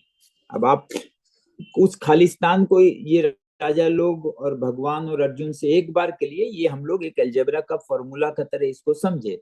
जैसे हम एक्स का फैक्टर निकालते हैं, हम कोई भी वैल्यू निकालने के लिए एक्स का वैल्यू कुछ भी पुट करते हैं, उसको सॉल्व करते हैं, फिर एक्स को छोड़ देते हैं। इसी प्रकार से हमने खालिस्तान को एक डम्मी के तौर पे एक फैक्टर मान लिया है, और हम इन बातों को इससे पुट करके समझेंगे और बाद में खालिस्तान वाले फैक्टर को छोड़ देंगे। तो हमारे क्या होगा, हमारी बुद्धि में ये सारी बातें ग्राह्य हो जाएंगी, हम इन बातों को ग्रहण करने योग्य बन जाएंगे। ठीक है। तो अब ये यहाँ कह रहे कि राजा लोग नहीं थे, ये बात नहीं है। और इसके बाद मैं, तू और राजा लोग हम सभी नहीं रहेंगे, यह बात भी नहीं है। ठीक है ना? अब आप देखिए, ये बात, दोनों बातें मुझे लगता है अब हमें स्पष्ट हो गई होंगी। अब हम तीसरे में आए, देहधारियों के इस मनुष्य शरीर में। तो खालिस्तान है यहाँ पर देहधारी, खालिस्तान ने सबको धारण किया हुआ है। ये हवा, ये रोशनी, ये ध्वनि, इन सबको किंतु धारण करने वाला वो खालिस्तान ही है। आकाश सब कुछ को धारण करता है, फिर भी किसी से प्रभावित नहीं होता है। अगर मैं आपसे कहूं ऊपर आकाश में आप देखो बादल हैं, तो बादल तो हैं, तो बादल काहे में है? बादल को किसने धारण किया हुआ है? तब आप गौर करने पे पाएंगे। हम तो आज तक बादल को ही आकाश समझ लेते हैं बहुत बार, बिल्कुल भी ऐसा नहीं है। आकाश मतलब खालिस्तान, उस खालिस्तान ने ही बादलों को धारण किया है, उसी खालिस्तान ने सूर्य को भी धारण किया है। और ये बादल कभी गरजते हैं, कभी बरसते हैं, कभी साफ हो जाते हैं, नहीं रहते हैं, पर उस खालिस्तान में कोई असर नहीं कर, सबको आश्रय दे के रहता है। ठीक उसी प्रकार से अब आ जाइए देहधारियों में। देहधारी यहाँ आत्मा को कह रहे हैं, शरीरी को कह रहे हैं। शब्द दो हैं, शरीरी और शरीर। शरीरी, शरीरी का अर्थ हुआ जिसने शरीर को धारण किया हुआ है। शरीरी के इस मनुष्य शरीर में जैसे बालकपन, जवानी, वृद्धावस्था होती है, ऐसे ही दूसरे शरीर की प्राप्ति होती है। आप देख लीजिए, आकाश है, एक बादल आया, वर्षा या बादल घना हो गया, हल्का हो गया, फिर गाढ़ा हो गया, फिर चला गया, फिर कभी दूसरा बादल आया, तो उस आकाश को कोई फर्क नहीं पड़ता, वो नाना प्रकार के बादलों को धारण करता रहता है। ठीक उसी प्रकार से हमने भी आज तक कितने वस्त्र पहने हैं, हमारे शरीर ने वस्त्रों को धारण किया, लेकिन क्या शरीर को वस्त्रों से कोई प्रभाव पड़ा? नहीं पड़ा। ठीक है, परंतु जैसा हमारा शरीर था हमने वैसे वस्त्र धारण किए। और अब ये कह रहा है कि देहधारी मनुष्य शरीर को धारण करता है। ये बात अभी हम बहुत गहराई में नहीं समझ पाएंगे कि हमने बहुत मनुष्य शरीर धारण किए हैं, मतलब हमारे अनेक जन्म हुए हैं। इसका अर्थ ये हुआ, ये बात अभी हम अगर इसको सुनेंगे तभी भी ये क्या होगा कि अभी हम जैसे किसी बात को सुन के याद करके जब तक परीक्षा में आज तक लिख के आए हैं, ये अभी तक वही बात रहेगी। अगर आप इस बात को लिख आओ तो एग्जामिनर को आपको 10 में 10 देना पड़ेगा, लेकिन आप अपने दिल पे हाथ रख के कभी इस बात को बोलो कि क्या मैं आत्मा को जानता हूं, तो आप बिल्कुल स्पष्ट उत्तर अपने आप से पाओगे, नहीं, मैं नहीं जानता हूं। पर एक बार के लिए नहीं जानते हुए हम कहते हैं, धीरे धीरे हम उसी अपरिवर्तित तत्व के बोध की तरफ जाएंगे कि उसका बोध कैसे हो, है ना। लेकिन पहले किसी भी चीज के बोध पर जाने का अर्थ प्रयोग करने से पहले उसके बारे में जानना ज्यादा अनिवार्य होता है। जैसे हम किसी भी बात को, हम यदि साइंस में कुछ भी पढ़ेंगे तो पहले हमें थ्योरी को जानना पड़ेगा, उसके बाद उसको प्रैक्टिकली करना पड़ेगा, है ना। उसी प्रकार से अभी हम थ्योरेटिकली जान रहे हैं बातों को।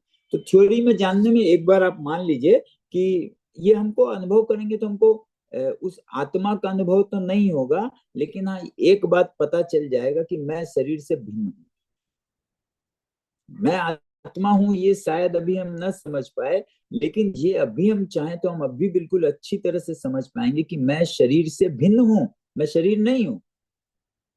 इसके उदाहरण के तौर पे अगर मैं आपसे कहूं कि ये जो हाथ है वो किसका है, आप हम सब लोग हो यहाँ पर, अपने हाथ को जरा ऊपर उठाओ और सामने रखो अब, और हाथ को देखते हुए बताओ मुझे कि ये हाथ किसका है। मैं आपसे पूछूं कि आपका हाथ किसका है, तो आप हरदम एक ही उत्तर आएगा, मेरा हाथ है। इसका मतलब आप अलग हो, हाथ आपसे अलग है, आपसे भिन्न है, आप हाथ नहीं हो, वरना आप कहते मैं हाथ हूं। आप क्या कह रहे हो कि मेरा हाथ है, इसका अर्थ यही हुआ, एक पहला सीधा अर्थ लेना कि आप हाथ नहीं हो, आप हाथ से अलग हो। ठीक, आप क्या हो ये आपने अभी नहीं समझा है, पर आप हाथ नहीं हो ये तो आप अभी भी समझ सकते हो, एकदम स्पष्ट रूप से अभी समझ सकते हो। ठीक है, तो इसी प्रकार से जिसने आपके हाथ को धारण किया है वही देहधारी है। हाथ, पूरा हाथ या पूरे शरीर को एक मानो या हाथ को ही देह मान लो, तो ये पक्का साफ पता चल रहा है कि जिसने आपके शरीर को या हाथों को पैरों को धारण किया हुआ है वो देहधारी है। तो यहाँ दो हैं, एक जिसने धारण किया है और एक जिसको धारण किया है। शरीर को धारण किया है और शरीरी ने धारण किया है। तो देहधारियों के इस मनुष्य शरीर में जैसे बालकपन,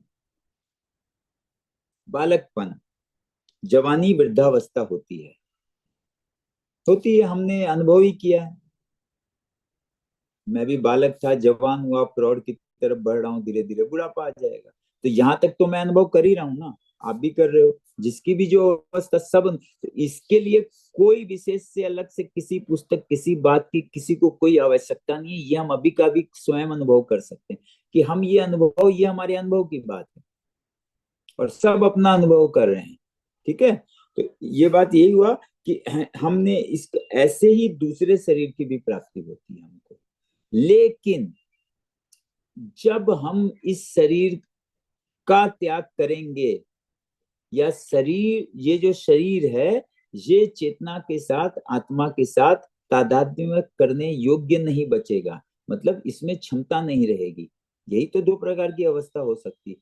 तो अगर हम आत्मा है ऐसा अनुभव कर लिया तो फिर हमें शरीर की आवश्यकता ही नहीं है, तो हम अमर रहेंगे। लेकिन हम बिना आत्मा को जाने और शरीर जो कि समझ लीजिए कि वस्त्र है और वो वस्त्र फट जाए तो क्या वो शरीर को ढक पाएगा? नहीं ढक पाएगा। तो उसका त्याग कर दिया जाता। हमने भी अपने न जाने कितने पुराने वस्त्रों का त्याग किया है। तो हमें लगा छोटे हो गए या उनमें मान लीजिए कि फट गए तो हमने उसको बदल लिया। इसी प्रकार से जब ये शरीर में उस शरीरी को साथ तादात्म्य करने की क्षमता नहीं रह जाती है तो वो शरीरी शरीर बदल लेता है। ठीक है, ये बात हम आगे जाके, आगे के अध्याय में जो बातें निकलेगी उससे जब हम समझेंगे तब हम आगे जाके समझेंगे कि ये शरीर होता क्या है, धारण कैसे होता है, कैसे हम पुनर्जन्म को प्राप्त होते हैं। ये सब हमारे शास्त्रों में बिल्कुल स्पष्टता से बताई हुई बातें हैं और ये हमको भी स्पष्ट हो जाएंगी। इसमें कोई बहुत मुश्किल बातें नहीं है। ये धीरे धीरे, पर एक साथ तो सब बातें नहीं हो सकती ना। तो ये इस जैसे हम लोग अभी गीता के सहारे सहारे चलेंगे, जैसे जैसे भगवान गीता में जो बात बोलेंगे उसके संदर्भ में हमको जिस बातों को गहराई में जाकर, जितनी गहराई में जाकर समझना है, हम उस बात को बस उतना ही गहराई तक समझेंगे जिससे हमें गीता की ये सारी बातें समझ में आने लग जाए। अभी हम इस प्रकार चलेंगे। तो अब मैं उम्मीद कर रहा हूं कि ये 13वां श्लोक भी हमें स्पष्ट हो गया और इसमें आगे भगवान कह रहे ऐसे ही दूसरे शरीर की प्राप्ति होती है। इस विषय में धीर मनुष्य मोहित नहीं होता है। अब भी थोड़ी देर में हमने जितनी बातों को समझा उससे, अब आप देखिए, अब इसको आप अपने कमरे में ले लीजिए। आइए अब हम थोड़ा सा और उस आपके जो पंखा और पंखे की हवा है और खालिस्तान है इसको जरा सा आगे बढ़ते हैं। हम कहते हैं कि हमारा घर पुराना हो गया, ठीक है, कहते हैं पुराना घर है। तो हम घर किसको कहते हैं पहले ये जान लीजिए। इस खालिस्तान का जब हमारे ईंटें और सीमेंट वाली दीवारों के साथ संयोग होता है और उस दीवार के अंदर के स्थान का जो हम उपयोग करते हैं या व्यवहार करते हैं उसको हम घर कहते हैं एक तरीके से। ठीक है, और हम जब कहते हैं घर पुराना हो गया तो आप मुझे बताओ क्या खालिस्तान कभी पुराना हो सकता है? आकाश कभी पुराना हुआ है क्या? नया आकाश, पुराना आकाश कभी हमने सुना है क्या? लेकिन घर तो नया पुराना रोज सुनते हैं। इसका अर्थ ये कि घर के अंदर का जो खालिस्तान है या जिस दीवार के अंदर के खालिस्तान को हम घर समझ रहे वो कभी पुराना नहीं होता। हाँ, दीवारें पुरानी होती हैं और दीवारें जब क्षीण हो जाती हैं तब हम जिसको खंडर कहते हैं, उन दीवारों में इस खालिस्तान के साथ संयोग करने की क्षमता नहीं रह जाती। यही हमारा शरीर है। जब हमारा शरीर क्षीर्ण हो जाता है वृद्धावस्था के बाद, उसमें कार्य करने की क्षमता बिल्कुल कमजोर पड़ जाता है, तब क्या होता है, आत्मा उस शरीर का त्याग कर देती है और दूसरा शरीर धारण करती है। ये सब बातें अभी के लिए यहीं तक हैं। आगे इसके आगे इन्हीं बातों को और डिटेलिंग खोला जाएगा तो आपको बहुत सारी बातें स्पष्ट होती चली जाएंगी। भगवत गीता अगर मनुष्य ठीक से अध्ययन करे तो इस पूरे ब्रह्मांड का कोई भी प्रश्न बच नहीं सकता है। आपके पास ऐसा कोई प्रश्न बचेगा ही नहीं जिसका उत्तर आपके पास ना हो। और ज्ञान, ज्ञान का अर्थ होता है, ज्ञान हम प्रश्नों का उत्तर प्राप्त करें, इसको ज्ञान नहीं कहते। ज्ञान तब आएगा जब आपके पास कोई प्रश्न ही नहीं रहे। सारे प्रश्न जब मिट जाएंगे तब हम कह सकते हैं कि इसको ज्ञान है। इसी प्रकार से हमारे शास्त्रों में हर प्रश्न का समाधान है और इतने सुंदर ढंग से है, आप तरीके से चलो आपको सब कुछ का ज्ञान हो जाएगा। लेकिन हाँ, एक दिन में नहीं हो सकता है, इसके लिए लगा रहना पड़ेगा। ये कितने दिनों में होगा ये भी बोलना मुश्किल है, पर हाँ, रोज ये बिल्कुल ऐसा होगा कि आप किसी अंधेरे कमरे में अभी बैठे हो और उस कमरे में प्रकाश दिन प्रतिदिन बढ़ता चला जाएगा और जैसे जैसे प्रकाश बढ़ेगा वैसे वैसे आपको अपने बारे में, इस सृष्टि के बारे में, आपके और इस सृष्टि के बीच में कैसा तादात्म्य है, ये सब बातें धीरे धीरे धीरे धीरे स्पष्ट होती चली जाएंगी। इसी को हम कहते हैं प्रकाशित होना, और ये प्रकाशित होती चली जाएंगी। ठीक है, तो अब ये 13वां श्लोक जो है ये हमने समझा। और जो धीर पुरुष है, मतलब जिसने इन बातों को समझ लिया है, वो अब क्या मोहित होगा, वो विचलित होगा क्या इनसे? कभी नहीं होगा। और जो विचलित हो रहा है मतलब वो मोहित है, उसकी बुद्धि में विवेक नहीं है, उसने बदलने वाले और नहीं बदलने वाले दोनों तत्वों को भली भांति समझा ही नहीं है, जाना ही नहीं है, इसीलिए वो मोहित हो रहा है ना। अब 14वें श्लोक में भगवान कहते हैं कि हे कुंती नंदन, ये अब थोड़ा सा हम इस बात पर भी गौर करेंगे, बाद में आगे भी करेंगे। अब भगवान अर्जुन को कौन्तेय कह रहे हैं यहाँ पर, कौन्तेय। तो अर्जुन को तो भगवान बहुत सारे संबोधन से संबोधित करते हैं और अर्जुन भी भगवान को बहुत सारे संबोधन से संबोधित, हम भी भगवान को बहुत सारे नामों से जानते हैं। हम जैसे कृष्ण भगवान को गोविंद, गोपाल, गोवर्धन, गिरधारी, मुरलीधर, हरिसूदन, मधुसूदन, नंदलाल, वासुदेव और बहुत से नामों से जानते हैं, बहुत नाम बोलते हैं। पर ये सब नाम जो है, हमारा नाम जो रखा गया है, वो हमारा नाम क्या है, हमारा हमारा नाम जो है वो संज्ञा है। मतलब ये, परंतु भगवान का जो नाम है वो संज्ञा होते हुए भी उनका क्या है, उनके कार्यों के वजह से उनको मिला है, उनकी लीलाओं की वजह से मिला। हमारा तो नाम रख दिया गया था, पर भगवान को नाम दिया गया है उनकी लीलाओं की वजह से। जब जब भगवान जो जो लीला करते हैं उनका वही नाम पड़ा। और इसी प्रकार से और लेकिन अब इतने नामों में आपके सामने अगर भगवान हो तो आप उनको कौन से नाम से बुलाओगे? तो आप जिस भाव को पाना चाहते हो उनसे, आप उस समय वही संबोधन दोगे। हम अपने बच्चों को भी आप देखो ना, कभी प्यार से कुछ कहते हैं, कभी डांटते समय कुछ और कहते हैं। बिल्कुल इसी तरह हम भी अपने बच्चों को 4-5 नामों से तो बिल्कुल बुलाते हैं। तो हमको जब उनसे जिस चीज, जिस जिस प्रकार का भाव उत्पन्न कराना होता है, उसी संबोधन से हम संबोधित करते हैं। ठीक इसी प्रकार से अब आ जाइए, यहाँ पर भगवान अर्जुन को कौन्तेय कह रहे हैं। कौन्तेय मतलब कुंती का पुत्र। अब ये इनको, इसको पृथानंदन भी कहते हैं, तो वो भी कुंती का ही नाम है। तो कभी पृथानंदन, कभी कौन्तेय क्यों कहते हैं? अभी यहाँ पर जब कौन्तेय कह रहे हैं तो कौन्तेय का एक और भी अर्थ होता है। कौन्तेय कहते हैं बहुत नुकीले पदार्थ को, बहुत तीक्ष्ण पदार्थ को। सबसे तीक्ष्ण क्या होता है? भाले की नोक, तीर की नोक।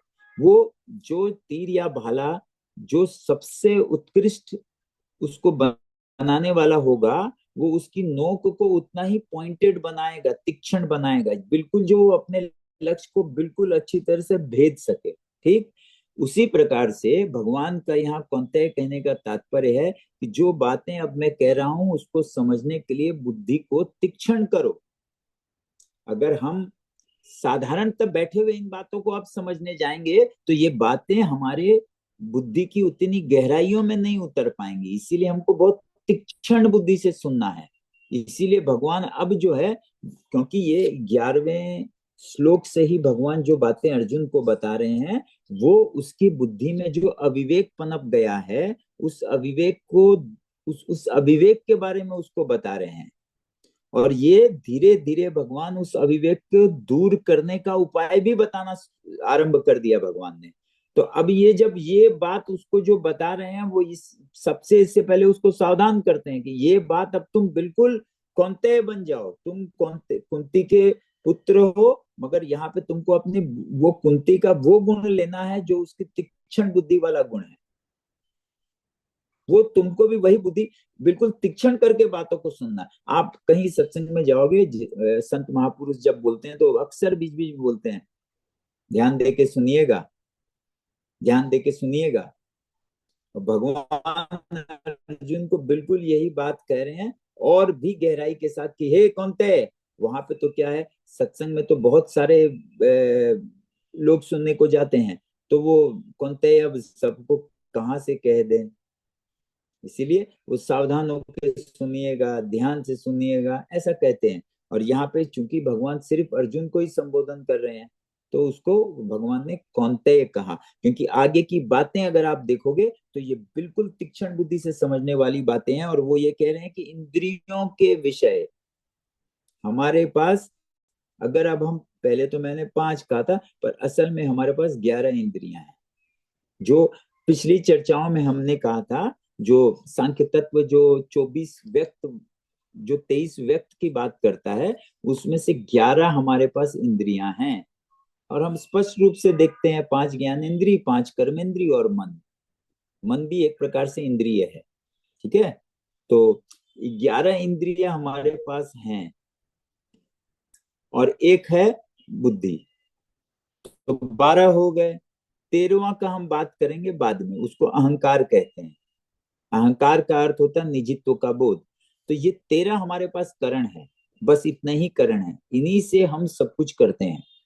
हमारे पास इतने ही करण हैं और इसके अलावा कुछ नहीं है। और ये सब हमारे अंदर हैं, इसीलिए हम इनको अंतःकरण कहते हैं। अंतःकरण मतलब एक तरीके से इसका पहला अर्थ हुआ जो हमारे अंदर है, इंट्रोवर्ट, अंतःकरण। और ये 13 हमारे अंतःकरण है। और अब हमारे बाहरीकरण क्या है, हमसे बाहर क्या है? हमसे बाहर 5 प्रकार की ऊर्जा है। ऊर्जा मतलब क्रिया शक्ति। क्रिया शक्ति को अब हम, जो हमने सांख्य के हिसाब से वहां पे कहा था तन मात्र है। तन मात्र मतलब क्रिया फ्री एनर्जी के रूप में रेडिएशन है। अब आप बाहर देखोगे तो आपको जो अगर आप सबसे पहले देखोगे तो सबसे पहले शब्द ध्वनि है। शब्द, शब्द एक तन्मात्र है। और शब्द हम यूं कहते हैं तो हम सबसे ध्वनि को, ध्वनि का अर्थ लेते हैं। ठीक, और हमारे पास एक इंद्रिय है, ये हमारी श्रवण इंद्रिय। श्रवण इंद्रियों से हम शब्दों को ग्रहण करते हैं। ठीक, तो ये इंद्रिय है और इसका विषय बाहर क्या है, शब्द के रूप में है। लेकिन वो क्या, तन मात्र है, वो अभी सूक्ष्म रूप में है। जो स्थूल और सूक्ष्म को हमने समझा, ये जो शब्द है ये सूक्ष्म है। आप जैसे हम बिल्कुल अच्छी तरह से जानते हैं, आपके घर में अभी कोई भी अगर आप टेप चला दो तो टेप तो आपको स्थूल रूप में दिखेगा, लेकिन उससे जो आवाजें निकलेंगी वो सूक्ष्म रूप में होंगी, क्योंकि वो आवाज कहाँ से कहाँ तक जा रही है हम स्पष्टता से नहीं बोल पाएंगे, नहीं बोल पाएंगे, इसीलिए वो सूक्ष्म है। तो इस प्रकार से जो वेवलेंथ में जो भी गति करती है, जो भी प्रकार की क्रिया, या आप उसको ऊर्जा बोल लो, फ्री एनर्जी बोल लो, उसको हम तन्मात्र कहते हैं। और ये बाहर मौजूद है, तो मौजूद है आपके शब्द के रूप में, आपके स्पर्श के रूप में, स्पर्श मतलब ठंडे गर्म का अनुभव जो हमारी त्वचा करती है, ये अनुभव करती है ठंडे और गर्म का, ये बाहर मौजूद है। और अंतःकरण में हम इस ठंडे गर्म को अनुभव करते हैं। तो जो इससे बाहर है वो बाहरीकरण। तो शब्द है और स्पर्श है और रूप है, मतलब हम अपने नेत्रों से जो देखते हैं उसको रूप कहते हैं। तो रूप भी बाहर है। और रूप के बाद रस है, मतलब हम जिह्वा से जो स्वाद को ग्रहण करते हैं, हम जो कुछ भी जिह्वा पर रखते हैं हमें उसके स्वाद का अनुभव होता है, इसी को एक प्रकार से रस कहते हैं। ठीक। और पांचवा जो है वो हमारे नासिका से हम जब गंध को ग्रहण करते हैं, स्मेल, ये भी बाहर है। तो पांच प्रकार के ये जो फ्री रेडिएशन है, पांच प्रकार की जो ऊर्जाएं हैं, ये फ्री रेडिएशन के रूप में, जिनको हम तन्मात्र भी कह सकते हैं, ये बाहर हैं। और ये पांच प्रकार की तन्मात्र मतलब सूक्ष्म रूप के ऊर्जा या फ्री रेडिएशन जब बॉटल्ड अप एनर्जी बनती है या स्थूल रूप को ग्रहण करती है या घनीभूत होती है या हमें स्पष्टता से जब समझ में आती है, तब हम इनको पंच महाभूत कहते हैं। और ये पंच महाभूत हम जानते हैं, आकाश, उसके बाद वायु, उसके बाद अग्नि, उसके बाद जल, और उसके बाद पृथ्वी या क्षिति। पृथ्वी या क्षिति हम ठोस को कहते हैं। पृथ्वी का मतलब ये जो ग्रह पृथ्वी है ये नहीं होता है।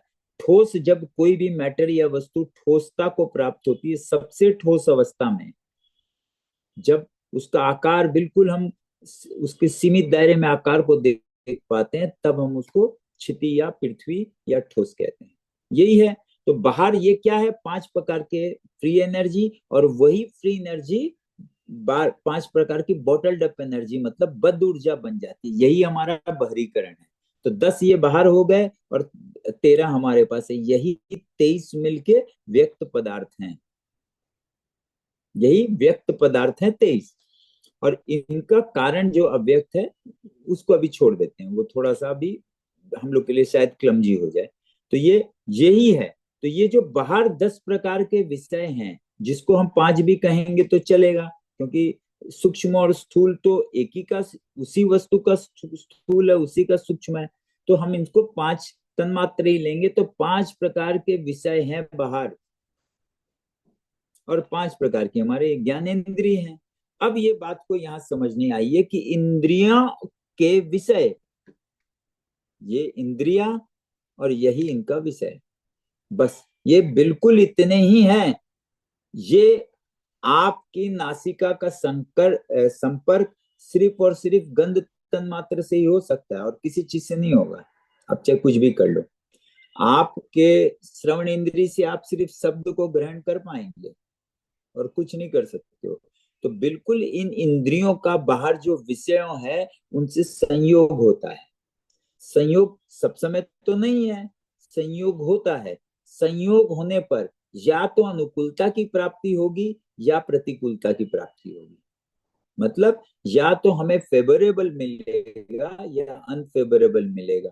जैसे हम ध्वनि सुने, कोई ध्वनि हमको प्रिय है, कोई अप्रिय है, तो जो अप्रिय है वो प्रतिकूल, और जो हमको कोई कहता है भाई इतने आवाज तक ठीक लगता है, तो वो उसके लिए अनुकूल। कोई जो जैसा वस्तु वो देखना चाहता है वैसा उसको दिखा, या उस कमरे में उतनी रोशनी है तो वो अनुकूल, और उससे कम है या ज्यादा है, या जो वो देखना नहीं चाहता वो दिख रहा है तो वो प्रतिकूल। उसी प्रकार से आपके जीभा पर भी है, जो स्वाद हम पाना चाहते हैं, जिस जिस प्रकार से वस्तु से जैसा स्वाद हम पाना चाहते हैं वो स्वाद अनुकूल, और उसके विपरीत कुछ मिला तो वो प्रतिकूल, है ना। जैसे अभी मुझे थोड़ी प्यास लगी तो मैंने जल ग्रहण कर लिया,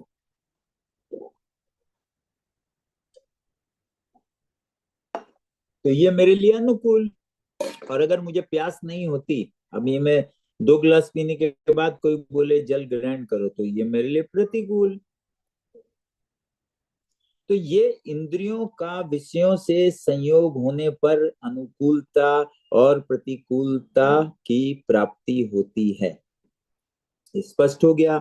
और ये अनुकूलता और प्रतिकूलता दोनों ही उत्पत्ति और विनाशशील हैं। इन दोनों, अब ये अनुकूलता की भी उत्पत्ति होती है और ये प्रतिकूलता की भी उत्पत्ति होती है। होती है। जो इन बातों को भली भांति समझ लेगा वो अनुकूलता आने पर अनुकूल उद्वेग में उद्वेगित नहीं होगा। वो ये भली भांति जानता है कि ये अनुकूलता मुझे प्राप्त हुई है और कुछ समय के पश्चात ये अनुकूलता नहीं रहेगी, ये अनित्य है, ये हरदम नहीं है। और उसी प्रकार से प्रतिकूलता जब मिलेगी तभी भी हम ये जान लेंगे कि ये जो प्रतिकूलता हमने प्राप्त की है ये भी सर्वदा सर्वथा नहीं है, इसकी भी उत्पत्ति हुई है, इसीलिए ये भी विनाश को प्राप्त होगी। जो मनुष्य जो जो बुद्धि से इस प्रकार इन बातों को समझ लेगा वो अनुकूलता और प्रतिकूल दोनों उद्वेगों के प्रति, एक के प्रति वो आकर्षित है, एक के प्रति वो विकर्षित है। एक को अनुकूलता को वो सब समय प्राप्त करना चाहता है और प्रतिकूलता को हरदम वो धकेलना चाहता है, दूर धकेलना चाहता है। इसी को हम दूसरे शब्दों में राग और द्वेष भी कहते हैं। एक से हमको राग है और उसी राग वाली वस्तु के प्राप्त नहीं होने पर या उससे विपरीत के प्राप्त होने पर हमें द्वेष हो जाता है। यही हमारा राग और द्वेष है। ये हम जब इसको भली भांति समझना आरंभ करेंगे तो हमारे अंदर जो राग और द्वेष है वो धीरे धीरे कम होना आरंभ हो जाएगा।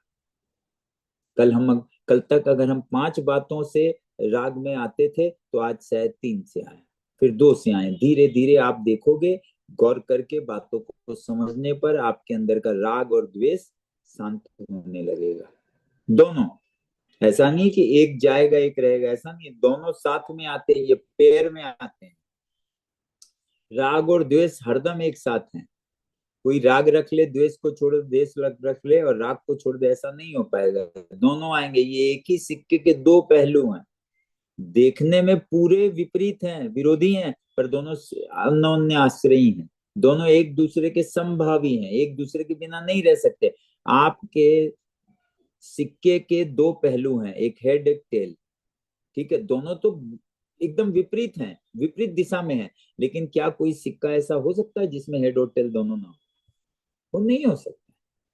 दोनों ही होंगे या दोनों ही नहीं होंगे, है ना।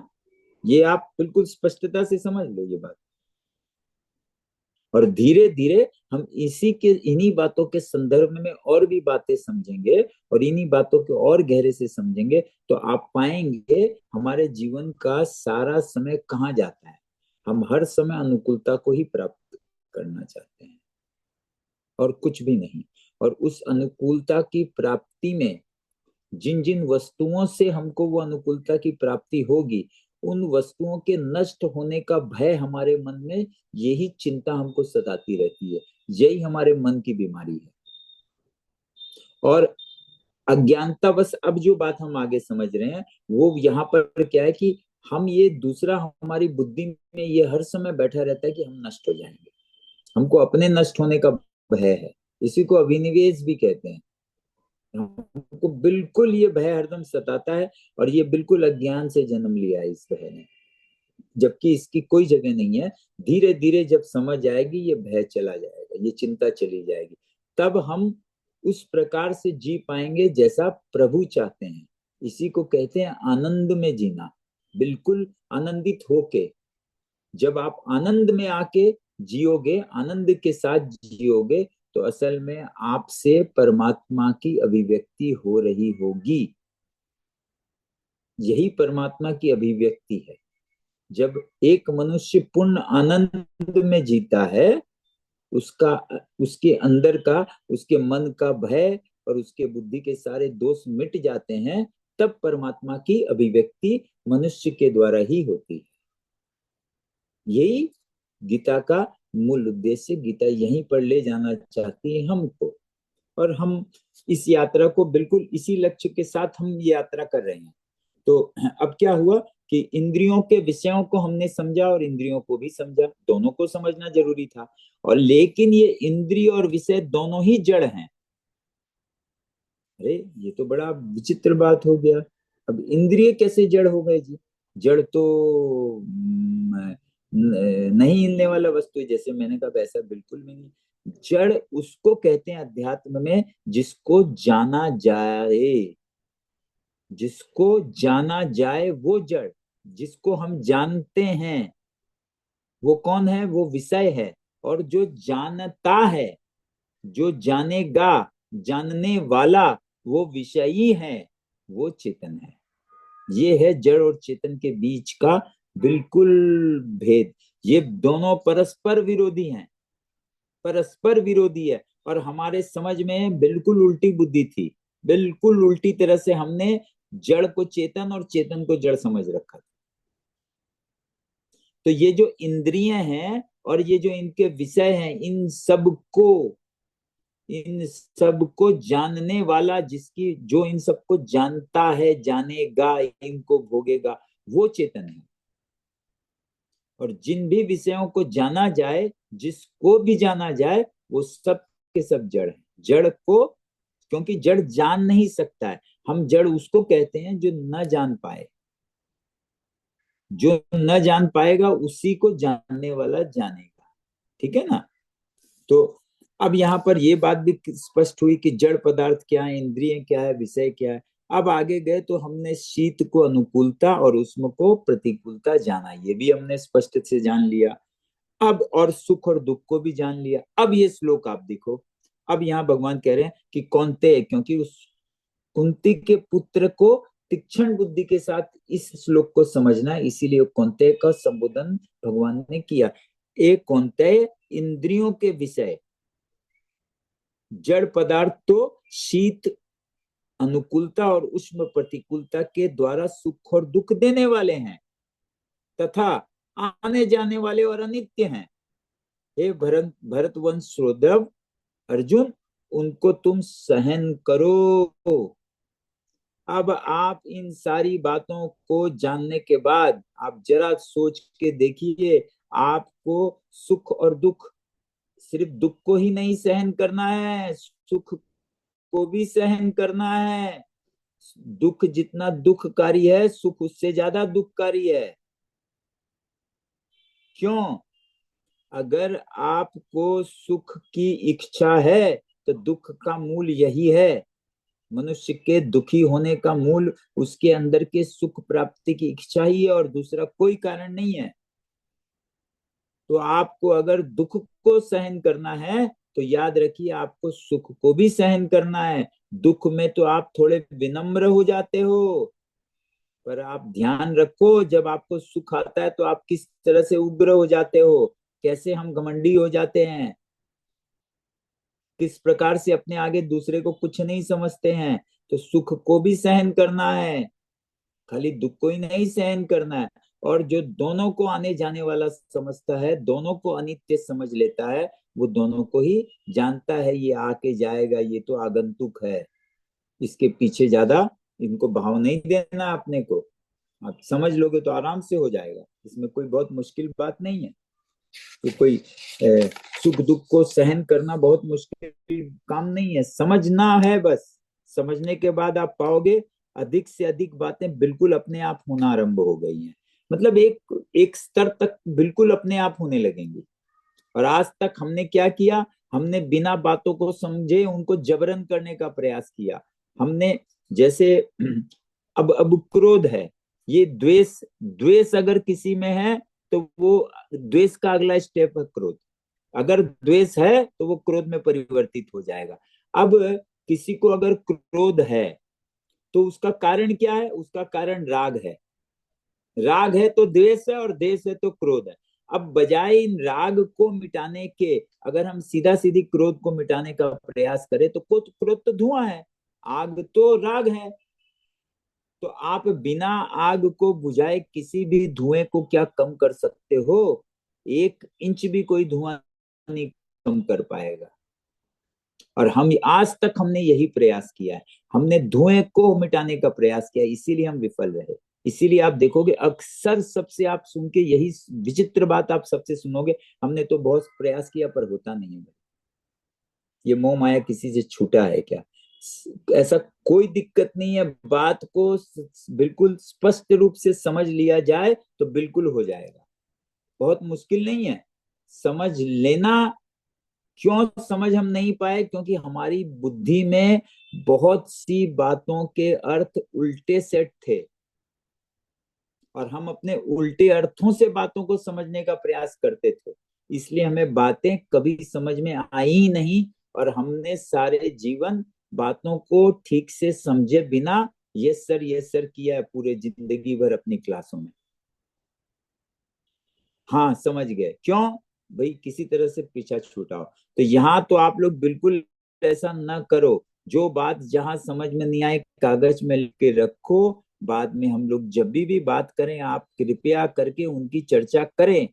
आज अगर एक गांठ को आप अपने धागे में छोड़ दोगे तो कल वो एक गांठ न जाने और कितनी गांठें बना देंगी, लेकिन आप पहली गांठ को ही सामने लाके प्रस्तुत करो, उसको खोल दिया जाएगा, आप बिल्कुल और कोई गांठ की जगह ही नहीं रहेगी। बिल्कुल संकोच न करिए, ये हम लोगों की सबसे कॉमन प्रॉब्लम है। हम कभी भी जो बात को स्पष्टता से समझते हैं उसकी भी चर्चा नहीं करते, जिससे अस्पष्टता और गहरी अस्पष्टता में बदल जाती है, और फिर उसी अस्पष्टताओं पर ही हम समझ का पहाड़ खड़ा कर लेते हैं, जो कभी भी ढह जाएगा, और ढहा हुआ ही है। इसीलिए कोई कीमत नहीं रह जाती हमारी समझ की, क्योंकि हमने अस्पष्टताओं पर ही सारी समझ को टिका रखा है। ठीक है ना? तो जो बात जहां भी डाउट लगे कृपया उसको नोट करिए और बिल्कुल उस पर प्रश्न करिए। एक दूसरे की हम मदद कर पाएंगे इसी प्रकार से, और एक दूसरे की मदद करते करते हम सब एक साथ आगे निकल जाएंगे। तो इस प्रकार से जो सुख दुख को सहन करना आरंभ कर देता है, जो सुख में सुख में क्या अनुकूल उद्वेगना है, हम लोग बोलते हैं ना उद्वेग आ गया, और दुख में क्या प्रतिकूल उद्वेगना है, ये दोनों को जो सहन करता है वो मनुष्य, भगवान बोल रहे हैं यहाँ, अमृत अमर होने में समर्थ हो जाता है। मतलब उसका अमरत्व प्राप्त करने की तरफ उसने अपना कदम बढ़ा दिया है। दूसरी भाषा में उसने अमृत की अमृत के विद्यालय में दाखिला ले लिया है, उसका दाखिला हो गया। अब वो हुआ कि नहीं हुआ पता नहीं, पर उसने, आप दाखिला ही नहीं लोगे तो आगे कहाँ जाने वाले हो? तो आपने वो दाखिला ले लिया है। अब आ जाइए 16वां अध्याय, 16वां श्लोक।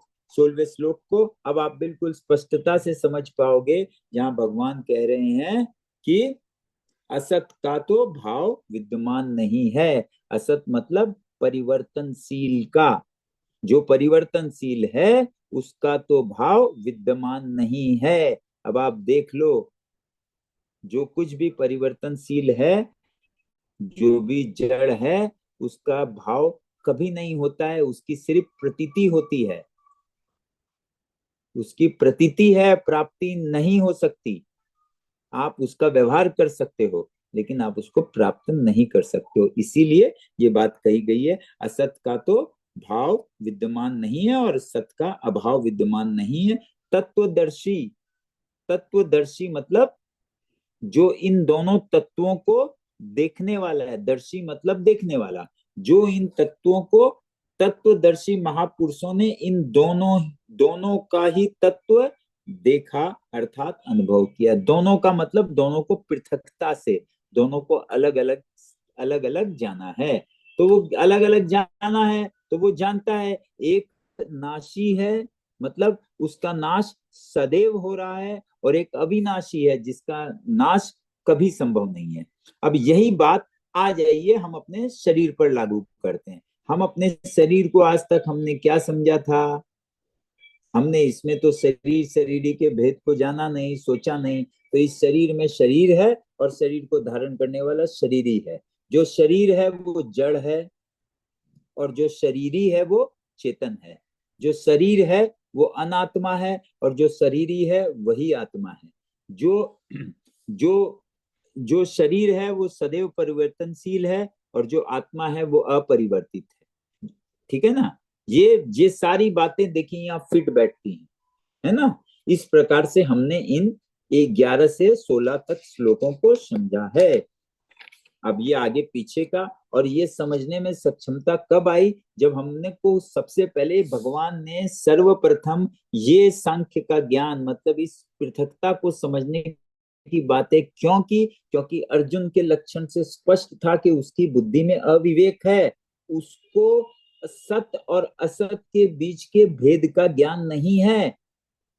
असत अपने आप नष्ट हो रहा है और वो सोचता है कि सत्य भी नष्ट हो जाएगा, टोटली नष्ट हो जाएगा। तो ये कौन सोचता है? जिसकी बुद्धि में अविवेक हो, क्यों तभी तो उसको शोक आया। वो समझ रहा है सब नष्ट हो जाएगा, तो वो शोक में आ गया, और वो शोक में आ गया तो उसकी बुद्धि की बीमारी जो है उसके मन से होते हुए उसके शरीर पर बिल्कुल हावी हो गई, और उसी प्रकार से उसका शरीर काम करना बंद कर दिया। और तब जाके वो भगवान से कहता है मुझसे गांडीव नहीं उठ पा रही है। तो बुद्धि की बीमारी उसके मन पे गई और मन से शरीर पर आ गई। और हमारे पास क्या है? हम इस बुद्धि की बीमारी से ग्रस्त हैं, मन की बीमारी से ग्रस्त हैं, और शरीर की बीमारी जिस दिन हमको दिखाई देगी, किस रूप में? शरीर कार्य करता है, जब हम शरीर से कार्य करने में अक्षम हो जाते हैं, तभी हम डॉक्टर के पास जाके बोलते हैं कि डॉक्टर साहब मेरे से तो कुछ भी काम नहीं हो रहा है, कृपया करके आप मुझे कोई औषधि दीजिए, कोई चिकित्सा बताइए जिससे शरीर वापस काम करने लगे। यहाँ तक तो हम जाते हैं, पर हमारी बुद्धि काम नहीं कर रही है, हमारा मन में चिंता मौजूद है, लेकिन इसके लिए हम किसी डॉक्टर के पास नहीं जाते हैं। और अगर जाएंगे भी तो सिर्फ एक ही डॉक्टर है संसार में जो इसका इलाज भली भांति कर सकता है, और उनका नाम है कन्हैया लाल जी यादव, हमारे कृष्ण जी। आप उनकी शरण में जाएंगे तो वो है इसके, उनको योगेश्वर कहते हैं, वो हैं इसके परफेक्ट डॉक्टर। उनको छोड़ के तो इस दुनिया में कोई दूसरा डॉक्टर नहीं है जो इस बुद्धि की बीमारी का निवारण कर सके। और उन्हीं की बातों को सुन के समझ के हमारे भारत में बहुत महापुरुष संत ज्ञानी हुए हैं, जिन्होंने अपनी भाष्य इंटरप्रिटेशन या बहुत तरह की बातों से इन्हीं बातों को हमको समझाने का प्रयास किया है। इसीलिए हमारे यहाँ इतने दर्शन है, इतने शास्त्र हैं, और तरह तरह से इन्हीं बातों को हमें कुछ समझाने का प्रयास किया गया है। और हम इनकी शरण में अगर जाएंगे तो निश्चित रूप से इस बीमारी का निवारण है, और अगर इनकी शरण में नहीं जाएंगे तो इस बीमारी से ग्रस्त अगर हम हैं तो ये क्या करेगी ये बीमारी? ये पुनरापि जननम पुनरापि मरणम, ये हमको जन्म और मरण के बंधन में घुमाती रहेगी, और हम घूमते रहेंगे घूमते रहेंगे घूमते रहेंगे। और अगर हम इस बुद्धि की बीमारी से छुटकारा पा जाएं तो हम अमृतत्व को प्राप्त हो जाएंगे, जन्म मरण के बंधन से मुक्त हो जाएंगे। इसीलिए ये ज्ञान है, और इसी ज्ञान से मुक्ति होती है ना। तो आज का राकेश जी, राकेश जी, जी सुनील जी। आज तब आज अपना यहीं पे विराम दिया जाए, जी क्यों? जी। जी ठीक है ना। और देखिए आप, अगर किसी के मन में कोई संदेह हो, शंका हो, तो कृपया करके साझा किया जाए।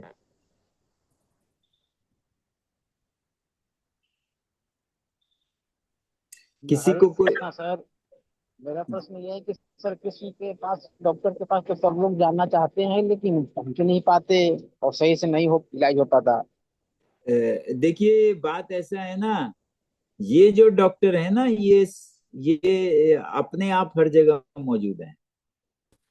बस इनका इनके पास जाने, इनके पास आपका पहुंचना इस प्रकार से होगा कि आप अपनी बीमारियों को पहचानिए पहले। जिस भी मनुष्य ने अपने रोगों को, अपने अंदर के विकारों को जाना है, ये डॉक्टर साहब का डिस्पेंसरी हर जगह लगा रहता है, इनका डिस्पेंसरी कभी बंद नहीं होता है। ये आपका इलाज पक्का करेंगे। आप अपने रोगों को खोजिए, भली भांति पहचान लीजिए, इसमें कोई संदेह की बात नहीं है। भगवान स्वयं आपका इलाज करेंगे। आप रोगों को जानिए, देखिए आप खुद पाएंगे। आज आपने कहा है ना, कुछ दिन बाद देखिए आप क्या कहोगे। आप अपने रोगों को जानिए और भगवान से प्रार्थना करिए, उनकी शरण में हो जाइए। अभी जिस जिससा भी लगे प्रभु ये मेरे में दोष है, आपको इसको ठीक करके देना। देखिए वो करते हैं कि नहीं करते हैं, आप करके देख लीजिए। कहीं जाना नहीं है, कहीं किसी किसी कुछ भी खोलने का जरूरत नहीं। अपने रोगों को जानिए और मन ही मन उनको बोलते चले जाइए। वो कौन सी है जुबान जिसको समझता है खुदा। तो भगवान को सुनाना है तो मन का जुबान सुनाइए, वो सुन लेंगे। बहुत बहुत देरी नहीं लगेगा। अगर आप सच्चा दिल से उनको मन से सुनाएंगे तो निश्चित तौर पे सुनने वाले हैं, इसमें कोई शक की बात ही नहीं है। तो आप अपना गलतियों को जानिए और बोलिए, ज्यादा खोज का जरूरत ही नहीं है। आपको तो सब पता चल गया, कहाँ दिक्कत है। उनको खोजने में थोड़ा दिक्कत है। ये बातें हम कह दिए बुद्धि में बीमारी है, मगर क्या ये स्पष्ट हो गया? तो आगे आगे जैसे करेंगे हमको अपना बीमारी और स्पष्टता से समझ में आएगा। जितना हमको हमारा रोग समझ में आएगा, असल में हम निवारण की तरफ उतना ही ज्यादा बढ़ गए हैं। इसका अर्थ यही हुआ। क्यों? अपने दोषों को जान लेना, यही निवारण है। ये निवारण का पहला सीढ़ी है। आपका इलाज हो रहा है, इसका अर्थ ही हुआ मेरे में अपने दोषों को समझने की क्षमता आ गई, मतलब मैं निवारण की तरफ बढ़ रहा हूं। और इसका विपरीत क्या है? दूसरों में दोषों को देखना। ये बिल्कुल उल्टा करे कार्य करता है, बहुत दिक्कत में ले आता है ना विजय जी? जी जी जी सर, धन्यवाद सर। ना ना, ठीक है ना, आपके प्रश्न का उत्तर मिला जी ना? जी, बहुत बढ़िया सर, बहुत अच्छा। हाँ हाँ हाँ जी। शशि जी आपको स्पष्ट है ना? हाँ जी, सुनील जी। हाँ जी शशि जी, कैसे हैं? बढ़िया एकदम। वो पिछली 2 क्लास कर नहीं पाया था, उसका अफसोस है मुझे। नहीं नहीं, कोई कभी अफसोस मत करिए। वो रिकॉर्डिंग है, उसको सुनेंगे। जी जी जी जी जी, यहाँ ये तो बात स्पष्ट है ना? वो स्पष्ट है। एक चीज मैं शेयर करना चाहूंगा। जरूर। आज आज मैं कनेक्ट कर पाया आपकी कुछ बातों को। जैसे मतलब कोई सवाल नहीं है, हाँ हाँ, लेकिन एक क्लियरली जो समझ में आया उसको मैं शेयर करना चाहता हूँ जरूर सबसे। जरूर बताएं। जैसे क्या है, ये जो अपनी इंद्रियां होती है और उनके लिए जो विषय होते हैं, दोनों कनेक्टेड होते हैं। हाँ जब संयोग, आपने जैसा कहा, हाँ संयोग होता है, तब फिर सुख और दुख का पता चलता है, वो जी जी अनुकूलता और जी प्रतिकूलता। जी जी तो मुझे क्या है, एक पुरानी बात याद आई। जैसे हमारी संस्कृति में एक वो वानप्रस्थ वाली जो परंपरा हुआ करती थी हिंदू जी संस्कृति में। हाँ, वो बिल्कुल, वो तो चार तो हम वो लोग। वान मुझे आज ये मतलब एहसास हो रहा है कि वो वानप्रस्थ वाली जो परंपरा थी, या जैसे महात्मा बुद्ध थे, वो जो बीवी बच्चों को छोड़ करके चले गए थे, हाँ या लोग पहले जो भी बूढ़े होते थे तो वो चले जाते थे जंगलों में। हाँ हाँ हाँ वो उसका एक कारण शायद यही रहा होगा कि भाई हाँ विषयों हाँ। को दूर कर देना इंद्रियों से। नहीं नहीं, ये पूरा गलत हो गया। ये बिल्कुल ऐसा नहीं है।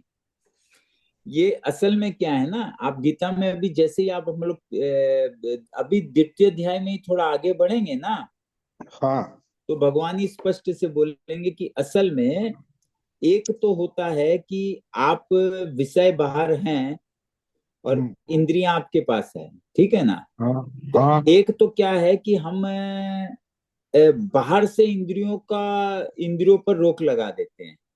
जैसे हाँ। इसको उदाहरण के तौर पे हम लेते हैं अभी, हम्म। जैसे गांधी जी के 3 बंदर हमने सुना है ना? ठीक है। तो वो आंख पे हाथ लगा के, कान पे हाथ लगा के और मुंह पे हाथ लगा के बोलते हैं, बुरा मत देखो, बुरा मत सुनो, बुरा मत बोलो। हम्म। ठीक है ना? इस हाँ जी। बात को अगर आप थोड़ा गहरा में जाओगे तो ये क्या इसका अर्थ है? बंदर और उनके तीनों जगह हाथ, इससे क्या स्पष्ट हुआ आपको? मतलब रोकने की कोशिश कर रहे हैं हम लोग। हाँ, ये बिल्कुल ऐसा नहीं है। इस हम्म। बात का अर्थ शायद जो इस सिंबल को दिए वो भी कितना समझे थे, इसमें डाउट है। ये जो हम्म। 3 बंदर है ना, ये जैन परंपरा में होता है। जेडीएन है ना, बुद्धिस्ट जब जापान में पहुंचता है बुद्धिज्म, तो उसका नाम हाँ। जैन हो जाता है। जो मारुति हम्म। की गाड़ी भी नहीं आई थी, जेडीएन जैन, हाँ, जैन जैन। जैन। तो अब वो ये जैन परंपरा का सिंबल है। ये बोलता है अब ये आंख, ये मुंह और ये कान, ये तो इंद्रिय हैं, इनको रोक हाँ लेना विषयों से। अभी इसके आगे हाथ लगाया तो हमने क्या किया, इस संयोग को रोक लिया। हाँ उनका कहने का अर्थ है कि इन तीनों को रोकने से, आप इनको जबरन बाहर से रोकते हो, इससे कुछ नहीं होता, उल्टे खराबी होता है। आपका कनेक्शन कहाँ है? अब मान लीजिए कि मैं सुबह से खाना नहीं खाऊंगा, ठीक है, मैंने ऐसा सोच लिया, और मैं हाँ जी। खाना नहीं खाया 5 घंटा, लेकिन मेरे मन में तो पांच पांच के बाद क्या खाऊंगा, 5 के बाद क्या खाऊंगा, ये तो लगातार चल सकता है कि नहीं। हम्म अब मान लीजिए कोई कहता है कि तुम बुरा मत देखो, मैंने बुरा नहीं देखना चाहा, तो मैंने आंख बंद कर ली, तो बुरे के साथ अच्छा भी तो गया। ठीक कोई बात है। कहता है, बुरा मत बोलो, तो मैं नहीं बोलूंगा, तो मैं तो राम राम भी मेरा बंद हो गया, हम्म अच्छा भी गया। तो उनका तात्पर्य बिल्कुल ये नहीं था। वो कहते हैं तुम अपने मन पे दमन करो, इंद्रियों पर नहीं, क्योंकि इंद्रियां मन के नचाए नाचती है। जब आप हम्म मन में इच्छा ही नहीं उत्पन्न होगी तो इंद्रिय बाहर विषय रहने पर भी कुछ नहीं करेगी। अपने यहाँ यही गीता के 62वें श्लोक में अभी भगवान कछुए का उदाहरण देंगे। अपने घर में कछुआ हम्म रखते हैं ना, हम्म, कछुआ रखते हैं कि नहीं, हाँ हाँ। क्यों रखते हैं? हम्म कछुआ प्रत्याहार का प्रतीक है। कछुआ हमको ये सिखाता है कि जब प्रयोजन आए तो इंद्रियों का व्यवहार करो, और जब प्रयोजन नहीं हो तो इनको अंदर अंदर खींच लो। अच्छा अच्छा। वो अपना सेल में घुस जाता है ना, हम लोग बैटिंग में बोलते हैं, हम्म क्रिकेट में है हाँ हाँ। बैटिंग सेल, तो वो सेल में चला जाता है।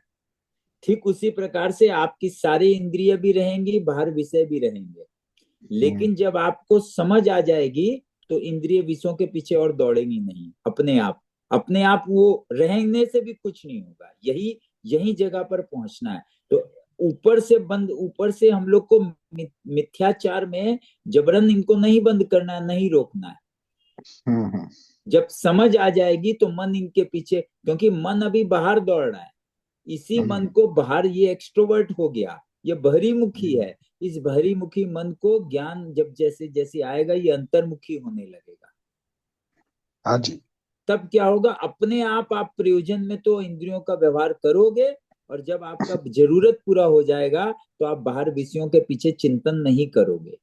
आप चिंतन जो है वो अंदर इंट्रोवर्ट होना स्टार्ट हो जाएगा। आप आत्म चिंतन में लग जाओगे, प्रभु के चिंतन में लग जाओगे अपने आप। ये समझ बाहर का ले लेने से ऐसा उल्टा हो जाएगा। अभी अभी हम लोग जिधर है, हम लोग अपसाइड, आप माने आप बैक साइड का तरफ है, वो हम लोग फ्रंट साइड का तरफ हो जाएंगे, बिल्कुल ऐसा हो जाएगा, है ना। हाँ जी। ठीक है, ये बात आपका स्पष्ट हुआ ना। हाँ जी हाँ। हाँ, तो इंद्रियों को क्या है, इंद्रियों का दमन नहीं करना है, इनका हम्म जरूरत में व्यवहार करना है, क्योंकि इंद्रिय भी ईश्वर ने दी है और हम्म विषय भी ईश्वर ने बनाए हैं, लेकिन विषयों की कामना मनुष्य ने खुद बनाई है। हाँ वो जो हमने बनाया है, हमको उसी पॉइंट को समझना है और वहीं पे ठीक होना है, ज्यादा मुश्किल नहीं है हम्म, जी। बीच में जो इधर उधर का जो हम लोग भूल उल कर ले बैठे हैं, वो हम लोग को ज्यादा बहुत लंबा ले जाता है, नहीं हाँ जी। क्या?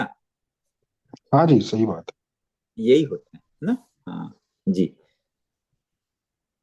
है। जी। तो और राकेश जी, किसी का कोई और किसी प्रश्न? का कोई प्रश्न हो तो बताइए वो प्लीज। हेमा जी से पूछिए, उनको कुछ पूछना हो तो। हाँ, हिमा बहन, आपका कोई प्रश्न है? नहीं, मेरा प्रश्न नहीं है। ओके। आपने आपको सब कुछ स्पष्ट? हाँ, मेरे को थोड़ा थोड़ा समझ में आ रहा है। क्या है, आप थोड़ा सा बोलेंगे संक्षेप में? जो आपने व्यक्त अव्यक्त के बारे में बताया, एम्प्टी स्पेस के बारे में बताया, जी। वो मतलब कभी सोचा नहीं था उसके पार है। हाँ, जबकि आपके सामने मौजूद हाँ है ना। हाँ हम लोग हाँ बोलते नहीं है बहुत बार कि हाँ सब कुछ अगल बगल ही है, फिर भी हम हाँ, नहीं देख मतलब पाते हैं। ये सारी टर्मिनोलॉजी बिल्कुल नई है, फर्स्ट टाइम है, और फिर डीपली सोचते हैं तो बहुत कुछ लगता है कि हाँ ये सब है, there is somebody who is holding us, the हाँ, एम्प्टीनेस। ये दूसरा बात हो हाँ गया। अभी अभी आप somebody पे मत जाओ, हाँ आप अपने तक ही सीमित रहो। जैसे ही आप बिना समझे somebody को लाओगे, फिर हाँ भ्रांति आरंभ हो जाएगा। मतलब हाँ जितना आपको स्पष्ट हो रहा, आप बिल्कुल वहीं तक का यात्रा पे रहो, अपना हाँ, इमेजिनेशन को बिल्कुल मत आने दो। बराबर। एक दिन वो स्पष्ट हो जाएगा, पर आज मत हाँ, करने जाइए। ठीक ठीक सा। बात समझे? हाँ हमने आज तक क्या किया है, बहुत से विषयों को हमने मुखस्त कर लिया है और आंसर हाँ लिखा है और 10 में 10 पा गए। हाँ, ऐसा बिल्कुल नहीं करना है। एक ही ठीक। लाइन हो, मगर जो एक शब्द ही हो, मगर उसको भली भांति समझना है। आप हम्म, स्पष्टता से जब किसी भी बात को स्वयं बोल पाओ, तब समझिएगा कि आप समझ गए हो, उसके पहले बराबर, नहीं। है ना? बराबर सर। देख के बोलना पड़े, हमको याद करना पड़े, तब बात पूरा नहीं हुआ है कि नहीं? हाँ तो सही। हाँ, तो आप थोड़ा शॉर्ट में बताइए, आज आपने क्या समझा? पहले आपको स्थूल और सूक्ष्म स्पष्ट है। हाँ, आप स्थूल आपने इसके पहले इसका धारणा कैसा था? स्थूल हम लोग किसको समझते थे? जो सबसे बड़ा बिग थिंग्स आर कॉल्ड स्थूल, जो हमारी धारणा ऐसी थी। थी ना? और सूक्ष्म किसको कहते हैं? Small thing. उसमें सब जो माइक्रो ऑर्गेनिज्म जो बोला जाता है, यही धारणा थी। अब आपने तो क्या, अब बिल्कुल, आपको क्या स्पष्ट हुआ? जो वेरी लार्ज है वो सूक्ष्म है। वेरी लार्ज, हाँ, नॉट हाँ बैड, पर जो विस्तार में है। जैसे हाँ, आपका शरीर जो है वो स्थूल है, लेकिन आपका मन सूक्ष्म है। बराबर, अब आप मतलब देखिए, आप मन से आज तक आपने जो कुछ भी किया, सब कुछ को आप याद कर सकते हो ना? हर हाँ, जगह जा सकते हो, पर क्या शरीर से जा सकते हो? नहीं, है ना? आपका मन अभी 20 साल बैक जा सकता है, शरीर जा सकता हाँ, है। अभी आप नहीं, 10 साल आगे का कल्पना करो, मन चला जाएगा, शरीर जाएगा। तो मतलब नहीं, मन का विस्तार शरीर से बहुत ज्यादा है। सही बात है। ठीक है ना? यही होता है विस्तार। लेकिन हाँ, आपका मन किंतु असीमित नहीं है। तो हाँ, कैसे असीमित नहीं है? अभी मैं आपको बोलूं तो आप मन में वही बातों का स्मरण कर सकते हो जो आपके साथ हो चुका है। हम्म, जो भी आपने जाना है, सिर्फ उसी का बैक मेमोरी आएगा। अभी मैं आपसे कहूं कि मंगल ग्रह पे क्या, आप बताओ, तो आपका मन नहीं, वहां नहीं जा पाएगा। क्यों? आपके अंदर कोई सही मेमोरी बात, नहीं है हाँ, उसका। राइट? तो इसका मतलब ये असीमित बराबर, नहीं है। लेकिन जिस एम्प्टी स्पेस का हम लोग बात कर रहे हैं, वो असीमित है। वो मंगल में भी है। हाँ, मंगल, सूरज भी उसी सही में बात, है ना? तो वो है हम्म, असीमित। लेकिन ये स्थूल और सूक्ष्म दोनों है सीमित। सीमित है, विस्तारित है पर सीमित है हाँ ना?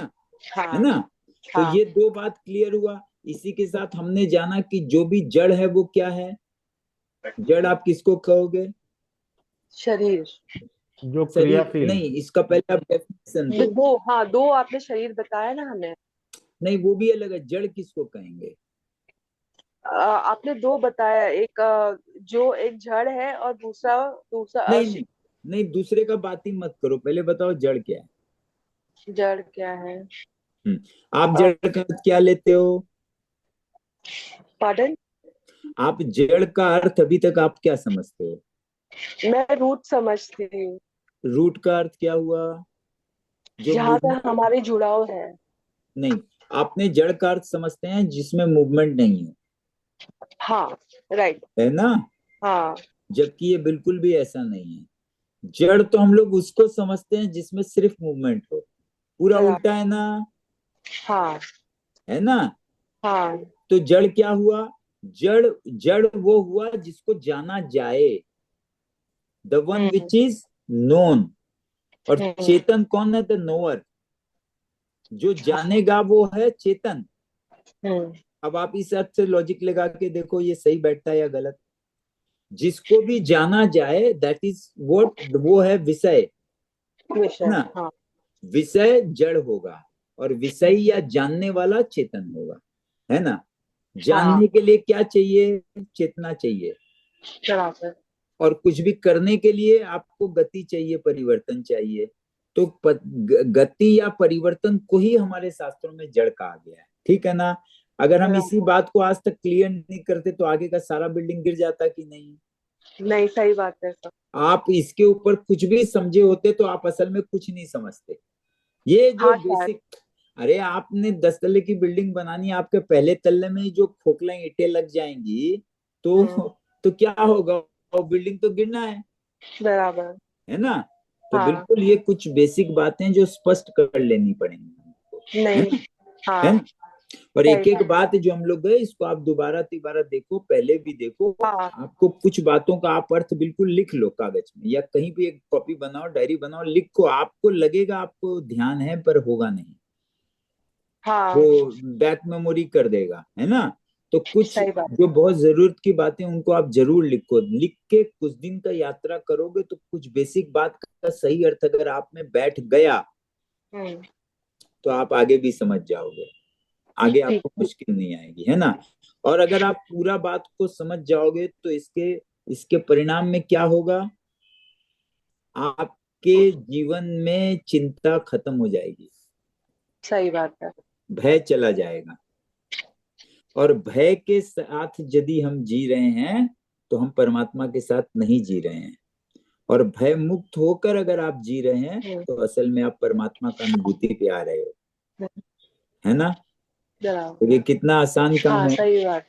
ये मुश्किल नहीं है, आसान है। बहुत बहुत कॉम्प्लेक्स चीज, आप बहुत कॉम्प्लेक्स चीज ने आपने बहुत सही तरीके से वेरी सिंप्लीफाइड मैनर में बता दिया। हाँ, यही होता है, इसी की दिक्कत है। और हम इसके अलावा लंबा लंबा भाषण करे तो क्या होगा?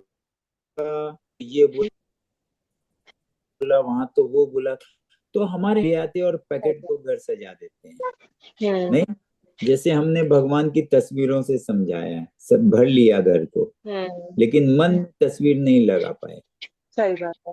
यही फर्क है ना? तो बाहर लगाना कोई गलत बात नहीं है, पर मन में उसको बैठा लेना, जगा लेना, ये असल बात है। हाँ मैं ध्यान रखूंगी, करूंगी, ट्राई करूंगी, आपकी बातों को जी जरूर जी ध्यान जी, रखूंगी। धन्यवाद। थैंक जय यू। जी, धन्यवाद। Thank you. जय, माय प्लेजर। हाँ, ठीक है राकेश जी। हाँ जी सुनील जी। राकेश जी, हाँ, वो कनिका जी का कोई सवाल है क्या? वो देखिए अभी नहीं, हाँ उनसे पूछ लीजिए। देखिए वो जितना बोले कोई कोई बात रहता है। उनका कनिका क्या है, जी उनका कोई तो सवाल है? ज्वाइन नहीं किए हैं आज। अच्छा हाँ, कनिका जी अभी हैं। आई हैं। मैंने सर अभी थोड़ी देर पहले मैं कहीं गई थी, आई हूँ, ज्वाइन किया, तो मैंने पूरा अभी लेक्चर ही नहीं वो सुना आज। आपने पहले जो सुना क्या स्पष्ट है आपको? नहीं नहीं, मैंने अभी आके ज्वाइन किया, अभी नहीं, आप आज का नहीं, 10 आज के पहले का। पहले का भी मैं अभी फ्रेशली तो नहीं बता पाऊंगी आपको, पर जितना पिछली बार आपसे बात हुई थी थोड़ी सी। वही बताइए जो बात हुआ था। कैसे बताएं आपको, उस समय भी देखिए, आपका। एक विचित्र बात मैं आपको बताता हूँ। जब भी कोई ये कहता है कि मैं समझ तो गया हूं पर बता नहीं पाऊंगा, इसका अर्थ क्या है? उसको हम अपने जीवन में अभी तक लाए नहीं है नहीं उस नहीं नहीं तरीके से। नहीं, जीवन में लाना तो बहुत दूर की बात है, हमने समझा ही नहीं है। हमने समझा ही नहीं है। जिस भी बात को आप स्पष्टता से समझ जाओगे उसको आप बता भी पाओगे। चलो, सबका अपना अपना लहजा होता है, कुछ तो बता पाओगे, है ना? तो इसमें कोई बुरा मैं बात ये आपका ये आपका लेक्चर, आपका रिकॉर्डिंग आएगा, सुनूंगी, और मैं नहीं। अगली नहीं, बार आपसे मतलब कुछ बात बार करूंगी आपको सुनना पड़ेगा। और एक बात की ना कि शुरुआत की बातें अगर आपको स्पष्ट हो जाएं तो आगे बहुत कुछ स्पष्ट रहेगा। मैं मेरा मेरा फर्स्ट सेकंड लेक्चर भी मिस हुए थे, तब तक मेरा ध्यान नहीं कर कोई पाई बात थी, बाहर कोई ट्रेवल तो कर रही थी। आप कहीं से ये समझो कि स्थूल क्या है, सूक्ष्म क्या है। ठीक है? ये पिछली बार आपने, हाँ ये आपसे हुआ था स्थूल, तो जैसे हम कोई चीज को देख भी रहे हैं तो विजिबल है, पर ऐसे, पर उसको क्या हो रहा है, क्या कुछ, अब मेरी मेरी यही इसी बात पे ही आपके साथ थोड़ी सी डिस्कशन जी, हुई थी। इसीलिए मैं आपको स्मरण हाँ करा रहा हूँ कि हाँ जी। बात ये है कि, या फिर आप सुन लो, जिस भी वस्तु का सीमित आकार है वो स्थूल है। सुनील जी मैं हाँ बोलूँ जो क्या, विजिबल है। नहीं ताकि नहीं, आप, हाँ मैं हाँ, बोलूँ क्या ताकि आप ये समझ सको मैं भी कुछ समझ रहा हूँ कि नहीं। जरूर, आप हाँ बताएं। तो मैंने जो समझा है कि स्थूल जो भी चीज है उसका एक सीमित आकार है, हाँ और वो ठीक। काल काल से बंधा हुआ है। वो काल से बंधा काल हुआ है। से बंधा हुआ, कालबद्ध है वो। हाँ कालबद्ध है मतलब, कालबद्ध है। कालबद्ध को यूं समझिए कि उसका ड्यूरेशन है। हम्म। हाँ अभी हम लोग ये काल वाला बात को छोड़ के इसको पकड़ें, क्योंकि एक बात ही नहीं स्पष्ट हो रहा और ये भारी लाते तो मुश्किल होगा, इसीलिए मैं भी काल की बात नहीं ला रहा हूँ। जी काल जी से बद्ध है मतलब, हम लोग बोलते हैं ना टाइम लिव्ड या ड्यूरेशन, वो अर्थ होता है। जैसे जो ये एक बार राकेश जी इस काल वाला शब्द को छोड़ के चलें, खाली आप आकार पे ही बोलिए, जी क्योंकि ये थोड़ा कॉम्प्लेक्स हो जाएगा। जी जी हाँ तो बिल्कुल, जो वस्तु स्थान में, जो वस्तु जिसका आकार जो है सीमित आकार है, सीमित आकार का मतलब जिसकी सीमा हमको स्पष्टता से पता चलती हो, वो स्थूल है। और जिस वस्तु की सीमा विस्तारित है, जिसका आकार हमको स्पष्टता से नहीं पता चल रहा है, वो सूक्ष्म है। और हमने इसके कॉन्ट्राडिक्टरी में सूक्ष्म का अर्थ छोटा समझ रखा था, नहीं कि बहुत छोटा है जी। इसीलिए तुमको स्पष्ट नहीं है, और लेकिन इस तरीके से हमने पहले लेक्चर कभी सुना भी नहीं था, सच बताएं तो कोई अच्छा बात लग नहीं। रहा है। इट्स अ डिफरेंट थिंग जो आ रही है आपकी हाँ तरफ हाँ से, कोई बात नहीं, कोई बात नहीं, वो तो बहुत अच्छा लग रहा है।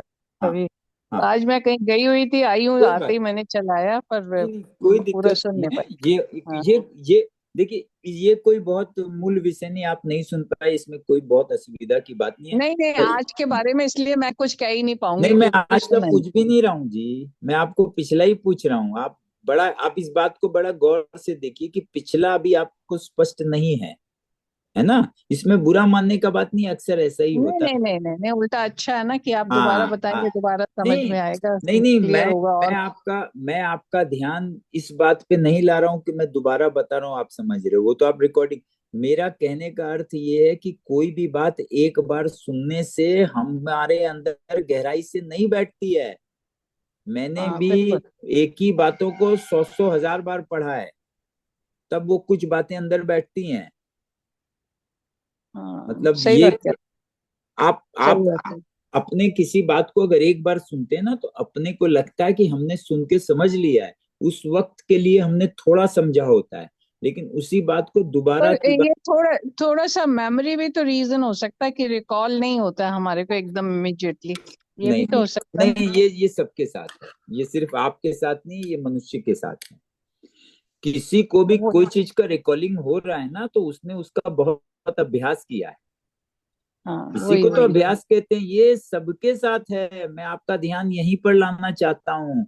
किसी भी बात को हम लोग ऐसे ही समझते हैं कि एक बार हमने सुन लिया, ये तो भैया हमारी समझ में आ गया। नहीं, हमारे को तो प्रॉब्लम, हम मैं सोचती हूँ मेरी सबसे बड़ी प्रॉब्लम ही ये है कि नहीं, रिकॉल फिर एकदम मैं नहीं होता है। आपको बार बार बोल रहा हूँ, ये आपका नहीं सबका प्रॉब्लम है। आपका नहीं, ये तो मेरा भी प्रॉब्लम है, सभी का प्रॉब्लम है। ये आपको बिना आप दो चार पांच बार अभ्यास किए बिना वो आपका नहीं बन पाएगा। उसके लिए अभ्यास चाहिए ही चाहिए। और दूसरी दिक्कत क्या है ना, कि ये जो बातें अभी आप सुन रही हो, इसके अलावा तो ये बात और कहीं सुनना नहीं है आपको। जैसे कुछ बात हम लोग कहीं देख के आते हैं, सिनेमा देख के आए, वहीं तो बिल्डिंग में आए तो वो लोग भी उसी सिनेमा का बात किए, तो वो रिकॉर्डिंग हो जाता है।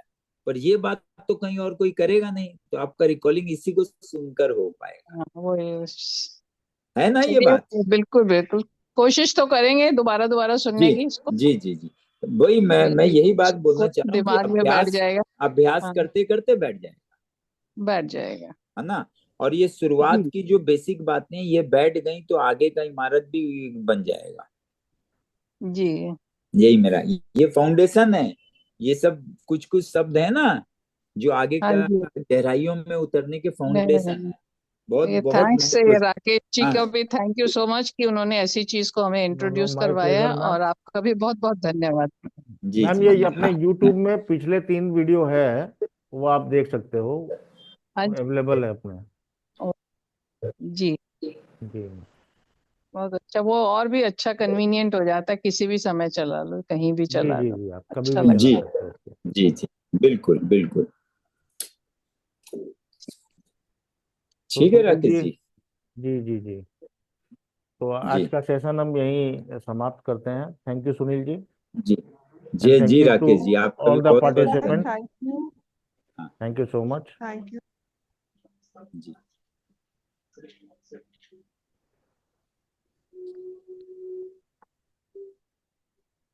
धन्यवाद सुनील जी। धन्यवाद धन्यवाद शशि जी। शुभ रात्रि, शुभ रात्रि। शुभ रात्रि। जी जी जी। Thank you.